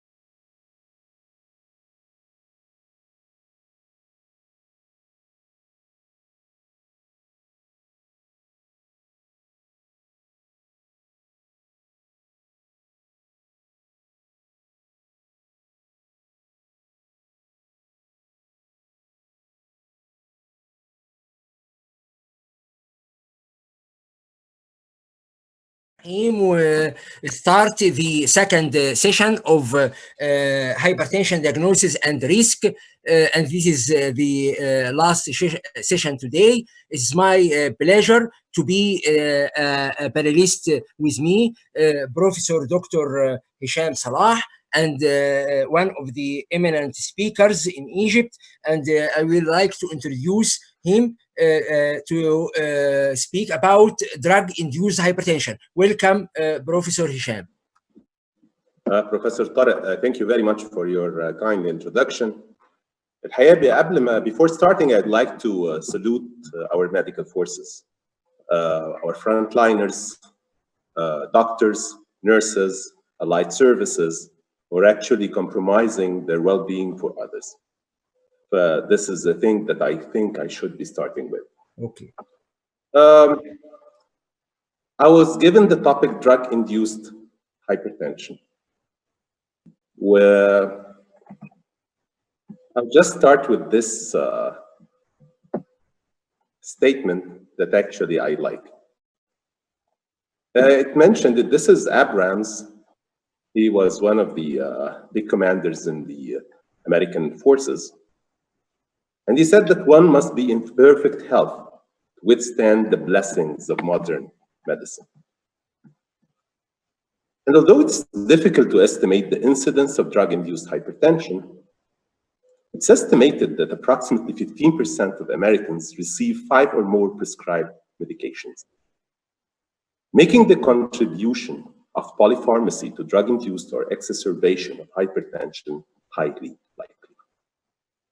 And this is the roadmap of my presentation. Actually, the topic, I found it, although we're not very accustomed to talk about drug-induced hypertension, I found it interesting. When I was preparing it today morning, I decided that this would be my roadmap. We will be talking about drug-induced or aggravated hypertension. Then we will mention drug-drug interactions causing hypertension, drug-food interactions causing hypertension. And since we are in the era of the COVID-19, I introduced this virus-drug interaction terminology. And definitely we are also talking about ACE inhibitors and ARBs and the issues related to them, whether the virus in this situation, we should not be using them or we should be using them. And then I will be talking about pharmacogenomics and drug-induced hypertension. And finally, it's not only the drug-induced hypertension we should be talking about, but also drug withdrawal and hypertension as happens with clonidine. Going to the first one, we have to ask ourselves, when should we be suspecting drug-induced hypertension? It's extremely important in any situation whenever we are caring for a hypertensive patient or even a normotensive and we find his blood pressure high, to take a drug history. So whenever you're having a newly diagnosed hypertensive in a previously normotensive patient, especially if he's not having any risk factors, you should be asking about exposure to a drug known to elevate blood pressure. Another situation is when you are having uncontrolled hypertension in a previously controlled patient. And finally, sometimes the cause of resistant hypertension is some sort of drug interactions that led to this resistance. And going to the ESH hypertension guidelines, this is just a small list for the medications which are incriminated as secondary causes of hypertension, drug-induced hypertension. We'll find on the top of the list oral contraceptive pills. We'll find some diet pills. And definitely in clinical practice, there are two types of medications which are commonly causing such elevation or aggravation of blood pressure, including the nasal decongestants and NSAIDs, the non-steroidal anti-inflammatory drugs. Of course, steroids sometimes are implicated, licorice, immunosuppressives, some anti-angiogenic cancer therapies, and definitely some other drugs, including anabolic steroids, erythropoietin, and different other medications as well.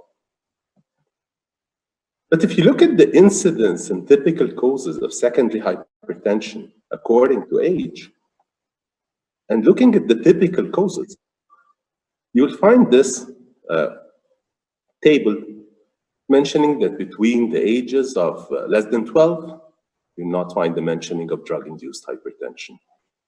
Adolescents, young adults, middle-aged, older adults, you'll not find written that the typical cause is drug-induced hypertension. Why? I think one of the reasons that it is a bit underestimated. But the most important reason is that actually these medications aggravate hypertension. They rarely induce hypertension. And when they induce it mostly in people who are prone to develop hypertension, either having labile hypertension or having family history of hypertension, and they were designed to have hypertension. Looking at the mechanism of drug-induced hypertension, this is quite interesting because there are three major mechanisms. One of them is volume retention, and those who are actually implicated in this volume retention include non-steroidal anti-inflammatory drugs, and we are quite commonly underestimating the use of aspirin as a cause, maybe because we are using small doses, but aspirin is one of the reasons that may also, especially if used in larger doses, may increase the volume. However, this is not the main issue because we will be seeing some other slides showing some very important data. Sex hormones as well are important. Steroids also cause sodium and water retention and may elevate the blood pressure. And by the way, they are one of the common medications leading to so. The second mechanism is sympathomimetic activation, especially when we are using decongestants, especially the older decongestants. They were having in it sympathomimetics, ephedrine, pseudoephedrine, and some others that already have been removed from the market. And such decongestants lead significantly to elevation of blood pressure. Caffeine, when it's given in large doses, may lead to increased blood pressure. Cocaine may lead to a blood pressure surge through a sympathomimetic activation. Some psychostimulants and antidepressants as well will lead to drug-induced hypertension. Some other mechanisms apart from the previous two include the direct vasoconstrictors, including calcineurin inhibitors like in cyclosporin. Also, the vascular endothelial growth factor inhibitors used in different situations also can lead to drug-induced hypertension, and this can be usually through direct vasoconstriction. I'll just be mentioning quickly because we do not have too much time, but this is the mechanism of action by which non-steroidal anti-inflammatory drugs lead to increased blood pressure. They mainly do so through an effect on renal sodium and water retention. Maybe there may be another element which is vasoconstriction, but however, the most important mechanism is through sodium and water retention. And by the way, not all non-steroidal anti-inflammatory drugs lead to the same degree of elevation of blood pressure. For instance, piroxicam and ibuprofen can lead to a significantly higher degree of blood pressure elevation. It's known also that sometimes medications like ibuprofen may interfere with the ACE inhibitors given in hypertensive patients and lead to some sort of drug interactions leading to hypertension. Vascular endothelial growth factor inhibitors and anti-neoplastic agents lead to also elevation of blood pressure through different mechanisms, as seen here in the chart. Some of them related to decreasing vasodilators and increasing vasoconstrictors, some related to microvascular damage, some related to oxidative stress increase, and different other mechanisms as well. One of the commonly forgotten, maybe this is because the newer contraceptive pills are not having the high hormonal estrogen content as the previous ones. But anyhow, this combined hormonal pills, estrogen increases angiotensinogen levels, leading to fluid retention due to enhanced as well aldosterone effects, causing fluid retention and increase in blood pressure. And it's also one of the relatively common causes for having this. The cigarette smoking increases blood pressure, yes. It increases heart rate and increases blood pressure mainly through sympathetic stimulation through its nicotine content. But of course, its harms does not only come from this. It comes from different other aspects as well. Cocaine can also lead to sympathetic overdrive and catecholamine surge, leading to significant hypertension.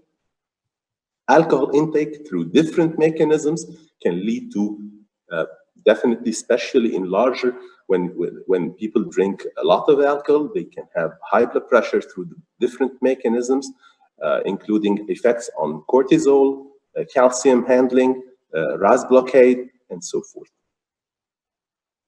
So what would be the management strategies for drug-induced hypertension? The answer can come easily, that we can easily say, okay, stop the medication. Of course, this can be, whenever possible, one of the best methods. But in such situations, whenever we are having elevated blood pressure, we have to assess whether this is related to the drug given or not. And if it's related, we have to see whether we are having a real indication to continue this medication, and that the effects of this medications, in spite of the side effect happening, really very important to continue or not. If it is not important to continue, definitely we will stop the medication. If it is, we cannot be stopping it, we can continue the therapy or decrease the dose and give antihypertensives depending on the mechanism by which these medications lead to the drug-induced hypertension. If it's volume overload, we may consider diuretic therapy. If it's sympathomimetic activation, we limit the exposure, optimize current antihypertensive regimen, or add a first-line therapy with ACE, ARB, or calcium channel blocker. If it's a direct vasoconstriction, we may be considering CCBs, calcium channel blockers, or ACE inhibitors. And different other, of course, modalities of therapies can be discussed according to the patient. One of the other mechanisms is drug-drug interactions causing hypertension. And here I'm actually very interested to share with you this study of drug-drug interactions among the hypertensive patients in a tertiary care teaching hospital. Because this is, from one point, it's a pharmacology perspective. It's a clinical pharmacist perspective. The number of patients was relatively small, 125 patients, but they found that possible drug interactions were present in many of the patients. Maybe the most was with a calcium channel blocker, amlodipine, but also with different other antihypertensive medications, there was a significant interaction. But the most important issue that was, whenever the number of medications used per patient was higher, the higher was the number or the percentage of the possible drug-drug interactions and the occurrence of side effects.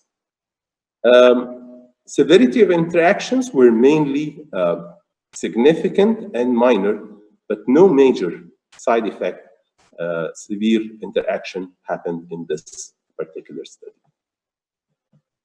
And here we can be seeing how medications actually interact. And I don't want actually to go through this slide, but just to share with you that some of the medications, like NSAIDs, non-steroidal anti-inflammatory medications, may affect other medications like enalapril through renal function deteriorations, through volume overload with other medications, and so forth. So there are different drug interactions that we should be putting into consideration. And maybe this is also one strange interaction. We never put into mind that maybe two antihypertensives may be having some interaction. But this is some old data showing that a centrally acting methyl dopa, for instance, may interact with the non-selective beta blocker, leading in some situations to a rise of blood pressure. What about food-drug interactions causing hypertension? Actually, I will just share with you the common thing that we all talk about is the tyramine and the cheese effect. The body capacity actually to handle the dietary tyramine is greatly reduced while taking a MAO inhibitor. High levels of tyramine can lead to very high blood pressure, a severe headache, and possibly bleeding, causing a condition known as hypertensive crisis. And there are different myths that I will not, because of time, will not be going through it. And here, some other drug effects, and grapefruit may increase antihypertensive effects. So it's not only that medications or foods may increase the effects of antihypertensive, but some others may actually have opposite effect. Grapefruit may increase the antihypertensive effects of calcium channel blockers, for instance, and different other food-drug interactions. And the COVID-19.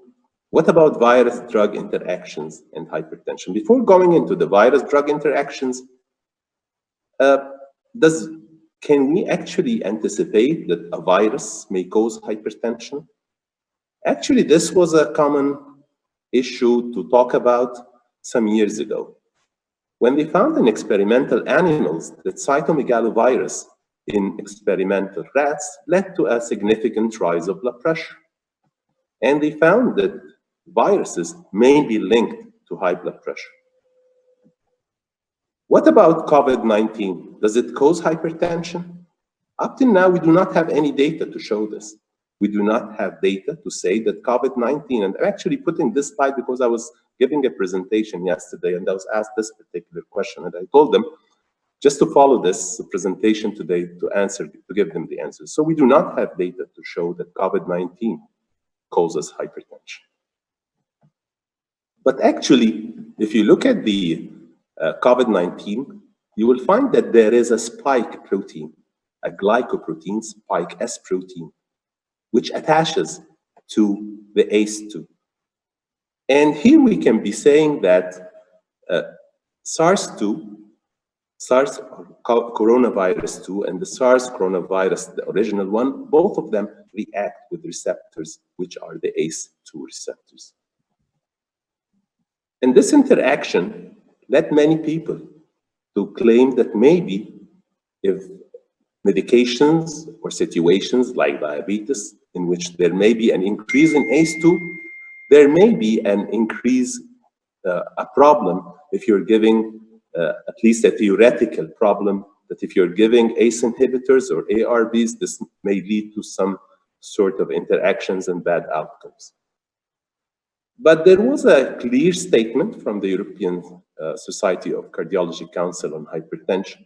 And they said clearly that the Council on Hypertension, at least at that time, until now, strongly recommends that physicians and patients should continue treatment with their usual antihypertensive therapy because there is no clinical or scientific evidence to suggest that treatment with ACE or ARBs should be discontinued because of the COVID-19 infection.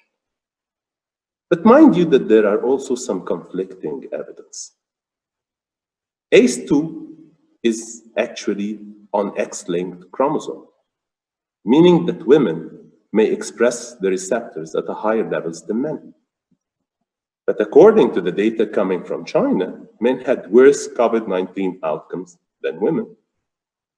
On the other hand, ACE2 may play a protective role in influenza-induced acute respiratory distress syndrome. And by the way, with aging, ACE2 expression drops. But on the other hand, elderly are more prone to complications and mortality. So we have a lot of conflicting data, but anyhow, the statements coming from the European Society as well as from the States are all towards that you should be continuing your medications and not stop it because of fear that there is COVID-19 or not. Of course, this is a situation that can be judged by the physician according to what he can be seeing during the presentation. But 5 facts people should know about hypertension and COVID-19. That hypertensive patients may be at an increased risk of dying from the virus. Actually, the mortality is approximately 6%. And keep taking prescribed medications. Avoid certain over-the-counter medications and make sure that you have enough prescription medications on hand, and do not hesitate when immediate medical intervention is necessary, because some patients now, they get acute coronary syndrome or a stroke and they refrain from going to hospitals, and this may be a very wrong decision. Not maybe, it's actually a very wrong decision. And finally, drug withdrawal and hypertensive crisis. We are all aware that medications like clonidine, if we stop it suddenly, this may lead to a hypertensive crisis. So it's not only drug-induced hypertension, but also stopping some medications may lead to a blood pressure surge. And finally, pharmacogenomics and drug-induced hypertension. Can we know which patient will develop drug-induced hypertension? Actually, I found this interesting data. Genetic predictors of glucocorticoid-induced hypertension in children with acute lymphoblastic leukemia. And in this particular study, they found that among the polymorphisms genotyped, they identified 8 genes containing variants that were associated with hypertension, mainly playing on the hypothalamus pituitary adrenal axis. It's not final words, but at least giving some hints that there may be some genetic predictors of glucocorticoid-induced hypertension. And my conclusion, that drug-induced hypertension is a common condition which is frequently ignored. The mechanism of drug-induced hypertension can be through different mechanisms, including volume overload, effects on RAS system, or sympathetic stimulation. Non-steroidals, steroids, anabolic steroids, alcohol, illicit drugs can lead to hypertension, and drug history should be inquired about in all hypertensive patients. Thank you very much. Thank you, Professor Hisham, for this excellent presentation, and you cover all aspects of drug-induced hypertension in an excellent manner. My question about you, that we know that the hypertension increases with age, and most of the elderly patients have osteoarthritis, and what's your advice to those patients who use non-steroidal anti-inflammatory drugs and hypertension? To choose a special type of non-steroidal anti-inflammatory drug, or to prescribe a compelling indication of anti-hypertensive drugs? What's your opinion about this point? Well, this is a very difficult question, and it's actually an everyday question. It is very easy to say don't take this and don't take that. But at the end of the day, the patient is suffering and you have to help. So I usually try to compromise. If it's something that we can be given locally, for instance, local creams or any painful joint or something, I would be preferring this. Acetaminophen is definitely less injurious than others.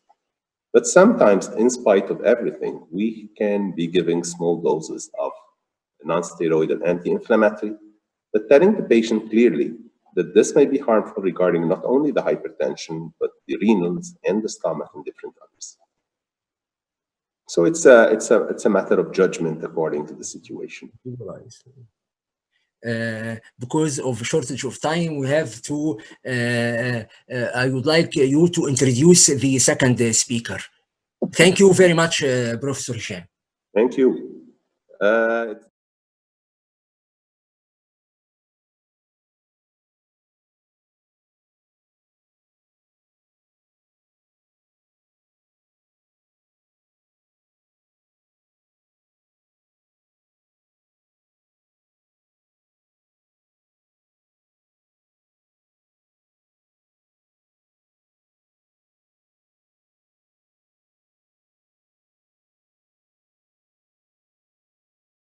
The Bendari.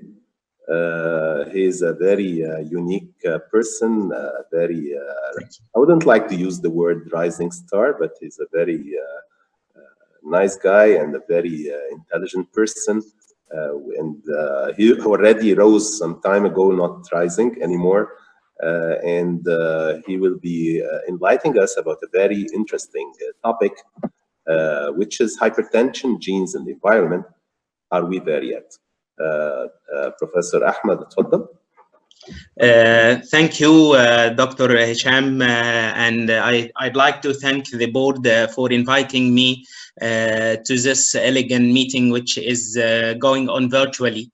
This gives us a very important lesson amid the COVID-19 crisis, is that isolation at home does not mean loneliness. This is very important. I hope you stay safe all, and within the next few minutes, we will going to discuss the relation or the interplay between hypertension, genes, and environment. And we are trying to answer a very interesting question. Are we there yet in this relation or not? Every organism in the life is unique. The physicians have always dreamed to provide treatment plans and prognostic implications for each patient as a separate human and psychic being. This actually reminds me with a very interesting conversations that took place few days ago in a scientific meeting. The scientist would like to summarize the benefits of a treatment. He said, you need to treat 100 patients for 5 years to save 10 new events. A very eager Distionent raised his hands and answered, sir, if you could just tell me who those 10 people are, you would save me treating 90 patients unnecessarily. First, we should be aware that there is a major difference between what's called monogenic hypertension and the blood pressure-associated genetic variants. These are two fundamentally and completely different entities. The genetic deviations that is present in certain families that could lead to substantial elevation of blood pressure even in the absence of risk factors are called monogenic hypertension.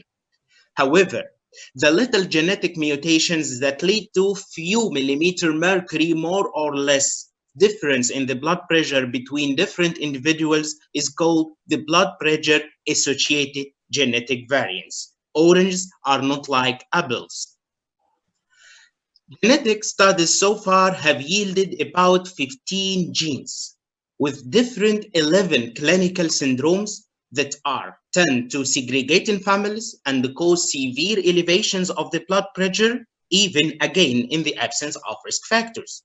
14 genes, with the exception of only one, are present in only two sites, in the kidney or within the mineralocorticoid synthesis pathway. The distinction among these clinical syndromes is very, very difficult clinically, but could be made based on the lab results, the renal level, the aldosterone level, and the response to various drugs. And this is the house, I'd like to call it the house of monogenic hypertension. This is the sodium reabsorbing cell present in the collecting tubule of the nephron, which is called the principal cell. The sodium, as we see, is reabsorbed to the interior of the cell by a selective sodium channel present in the luminal membrane. This is created by a favorable electrochemical gradient. The interior of the cell is negative relative to the outside.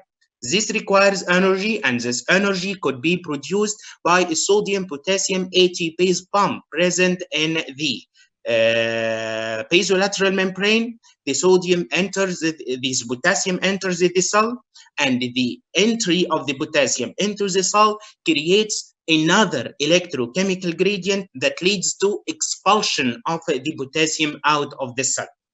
Any defect in the glucocorticoid or mineralocorticoid synthesis could lead to overproduction of mineralocorticoids and over sodium reabsorption, and this could understandably lead to a severe form of hypertension.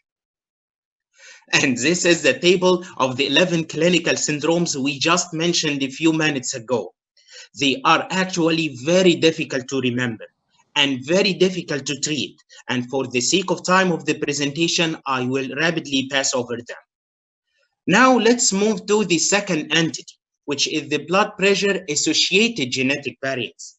And this could never be understood without understanding what we call the single nucleotide polymorphisms, or SNPs. SNPs are variation in the nucleotide sequence within the DNA between different species or between paired chromosomes within the same individual or organism in the same species. Actually, the SNPs could be detected by a type of study called genome-wide association studies, in which we could isolate the disease-specific SNP from the patients and compare them to the non-diseased DNA or the non-diseased SNP from non-patients. These type of studies usually contains hundreds of thousands or even millions of people. If we need an example, please look with me to this massive genetic analysis of over 1 million people that identified more than 500 new loci or loci for association with the blood pressure traits. This was published in the Great Nature. And this is figure number 2 from the paper. The first question that jumps in mind when seeing this complex figure: how could this huge amount of information be useful in daily practice? And the answer is no. These genetic loci just detected by the massive genetic analysis I spoke about is not useful at all for predicting which patient will develop hypertension in the future or not. But they are useful only for two domains. The first is studying the pathogenesis of hypertension, or the essential hypertension, which is not well developed till now. The second is that combination of these gene loci or loci can be producing a very important blood pressure genetic risk score that could be make use in studying the association between hypertension and different diseases in different organs, such as this figure, which show the relation between systolic blood pressure, pulse pressure, diastolic blood pressure, and diseases in various organs of the body associated.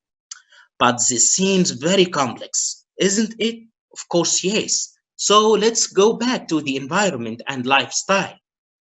In a very important paper published in Circulation just 2 years ago, the investigators asked a very interesting question. Can good lifestyle offset or at least reduce the bad effects of bad genes? The authors in this paper used what we call big data from the UK Biobank. They developed a very important genetic risk score categorizing all patients into tertiles from more than 300 published gene loci study in more than 250,000 of people. They categorized them also according to tertiles according to their lifestyle factors. They included smoking, alcohol consumption, sedentary lifestyle, BMI, healthy diet, and even urinary sodium excretion. Of course, patients in this study were not at baseline cardiovascular disease in the start.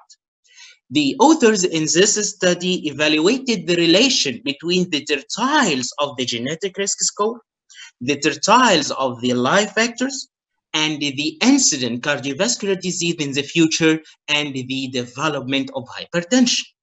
Of course, they found that the worse the lifestyle, the worse is the genetic makeup of the patient, the increased hazard of developing cardiovascular disease in the future. But a very interesting question remains: is there a relation or not? Interestingly, they found that both systolic and diastolic blood pressure are higher in unfavorable compared to favorable lifestyle, regardless, and I'll say it again, regardless of the genetic score. And this implies the great importance of adopting a good lifestyle.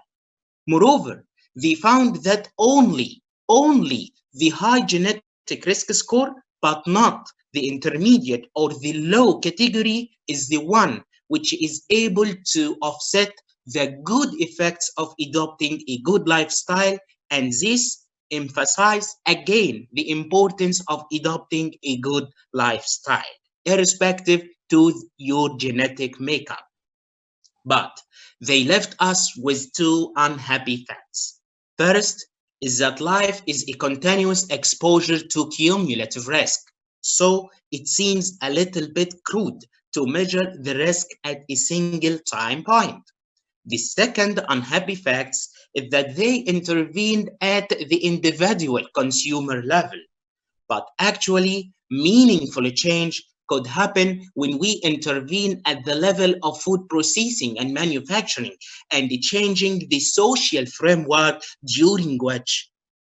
in which we think. Finally, I'd like to finish with these wise words from a wise man. He wrote, quote with me, and this may have a relation to the current COVID-19 crisis. It's better to accept our imperfect knowledge of unalterably probabilistic reality and continue to derive the risk of cardiovascular disease out of more lives than to chase the unrealistic hopes of taming nature's infinite variety.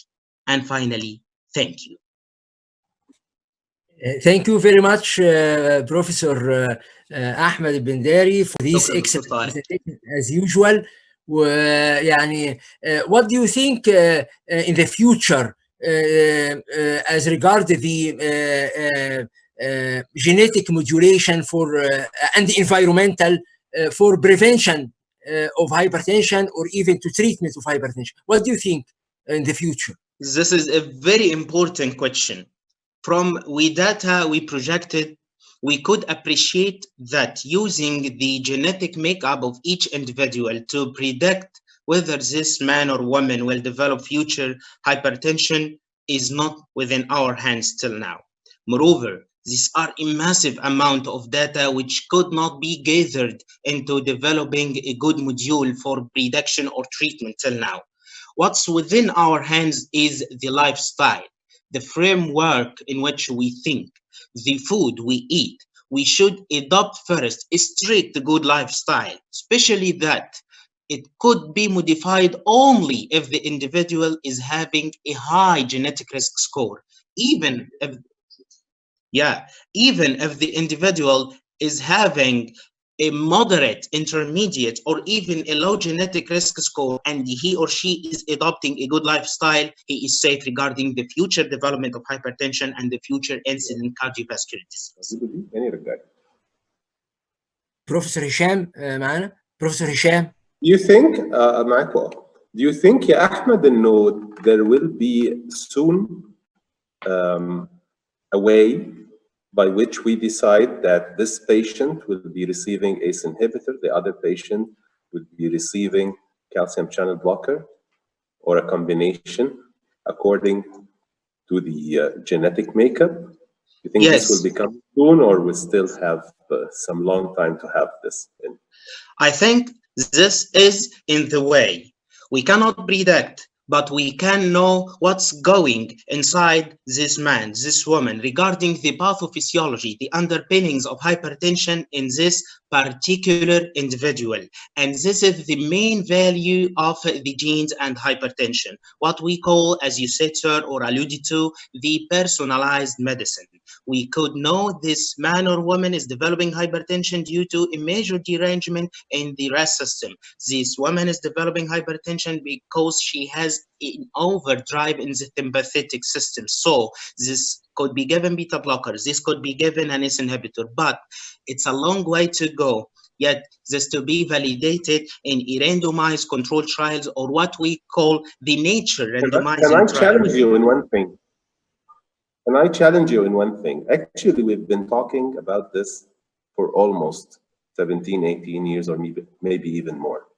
And in spite of this, and there was a list of possible genes, angiotensinogen affecting, and different others, and whatever it's acting on beta blockers, and so forth. And up to now, we did not reach. And I think the major problem is that hypertension due to a monogenic factor is actually quite rare. And that most of the situation, we did not as yet reach what are the multiple factors playing in.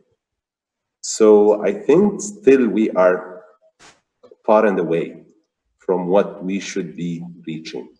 I totally agree that this is okay for the monogenic hypertension. They are very difficult to treat and very difficult to recognize clinically. But regarding the blood pressure genetic variants, although they cause a few millimeter mercury variation between individual and individual, but when you apply these data to the population level, this could lead to a wide variation of blood pressure between a nation and races and races. So the genetic makeup could be made use in providing specific treatments or a personalized medicine if we shift it to the blood pressure associated genetic variants, not the monogenic hypertension. I agree, sir.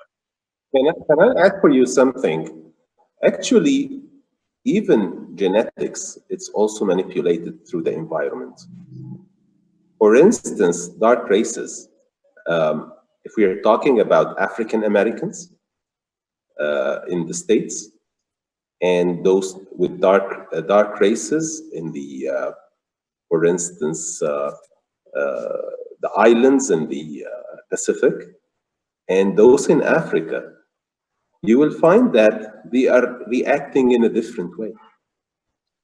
And Japanese people who are actually transferred or living in the States are reacting differently than Japanese who are still in their native countries. Yeah. So it's an interplay between environmental factors, genetic factors, and still there is this black box that we did not as yet know exactly what we have in. Professor Subhi, حضرتك, you have any لا انا agree. انا a claim of the ACE gene polymorphism, I faced it 25 years ago, according to when the ACE inhibitors and these claims come again with the COVID-19, that those areas which are not affected so much like other areas, and also the blacks. So is any relationship between ACE receptors, ACE2 gene polymorphism in such patients? I think it needs more study. I don't have the answer, but just an observation. So how do you think, Ahmed, about this ACE gene polymorphism in the pathogenesis? As Dr. Hisham said, that non-responders or non-responders, but those the claiming of the ACE inhibitor and ARBs regarding this in animals, it's not in humans. Now, if you speak about the genes, yes, in these areas in African are less because there is ACE gene polymorphism different from others, remote areas in Europe and United States. What do you think? I agree that the polymorphisms in the ACE gene has been postulated many years ago, but till now we have no conclusive evidence of a relation to the development of hypertension. For example, we have a study done on one of the ACE inhibitors in the native African in the sub-Saharan region. It was very effective. I think it was Ramipril. However, when this study was replicated into the African Americans, it failed. So I think there is a huge interplay between the lifestyle factors at one hand and the genetic makeup at the other. The genetic makeup is not all within our hands till now, but what is within our hands is adopting a good lifestyle. I have another question. Also 10, 15 years ago, about speaking about the vaccine to prevent hypertension, and then stopped. Is there any progress in this issue? Regarding the genes, to my little knowledge, we have not reached till now any much progress in this arena. We heard also about a vaccine to prevent atherosclerosis and blah blah blah, but these type of studies are, I think, they failed, and we are not on the way yet. Okay, Tari, you have a question? We have to understand the real physiology to have the real medication. But since we still do not have the real etiology in hand, and all what we are having is simple assumptions and postulations, we will still, for some time, until we get into the real causation of hypertension, of systemic hypertension. This is when we will. Okay. Sorry. Before we end, in short, a question to Professor Hisham: is there any difference between COX-1 and COX-2 for hypertension, induced hypertension? Yeah, there is some postulations that there may be some differences. Someone there is a non-selective COX, and there is COX-1 and COX-2. There was the previous medication, the COX-2, that was actually removed from the market because it was causing significant hypertension. But actually, with the different degrees, still the COX-2 are causing hypertension, COX-1 also, but to a less extent.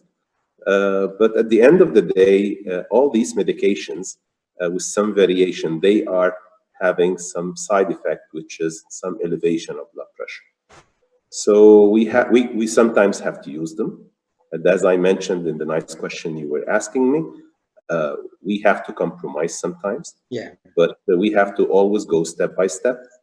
We have to, if it's possible, to treat the pain by giving some local lotions or ointments or whatever, or having some physiotherapy or a surgical treatment or whatever is indicated.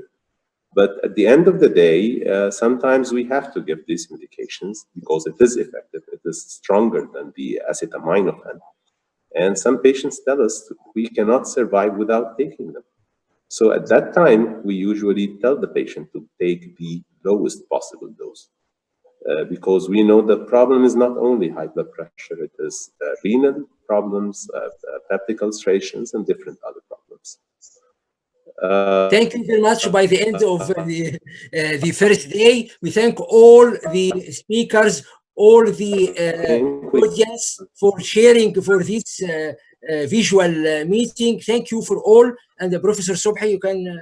Yes, I think it's a good start for us. We are gaining experience in the virtual meeting. I think we succeeded today with some technical. Thank you, ICOM company, Ahmed Yusri and the group for allowing us to make it in a studio with ICOM as well. And tomorrow we start at 3:30. We have a very important topics, so sessions: hypertension with heart failure, management of hypertension, Abbott Symposium, and a great debate about beta blockers, not the first choice treating hypertension. With adding Costa is coming. Costa with Enrico will join us in most of the lectures, and a lot of national speakers. And thank you very much, and stay home, stay safe. Stay safe. Thank you very much. Thank you. Bye-bye. Good day.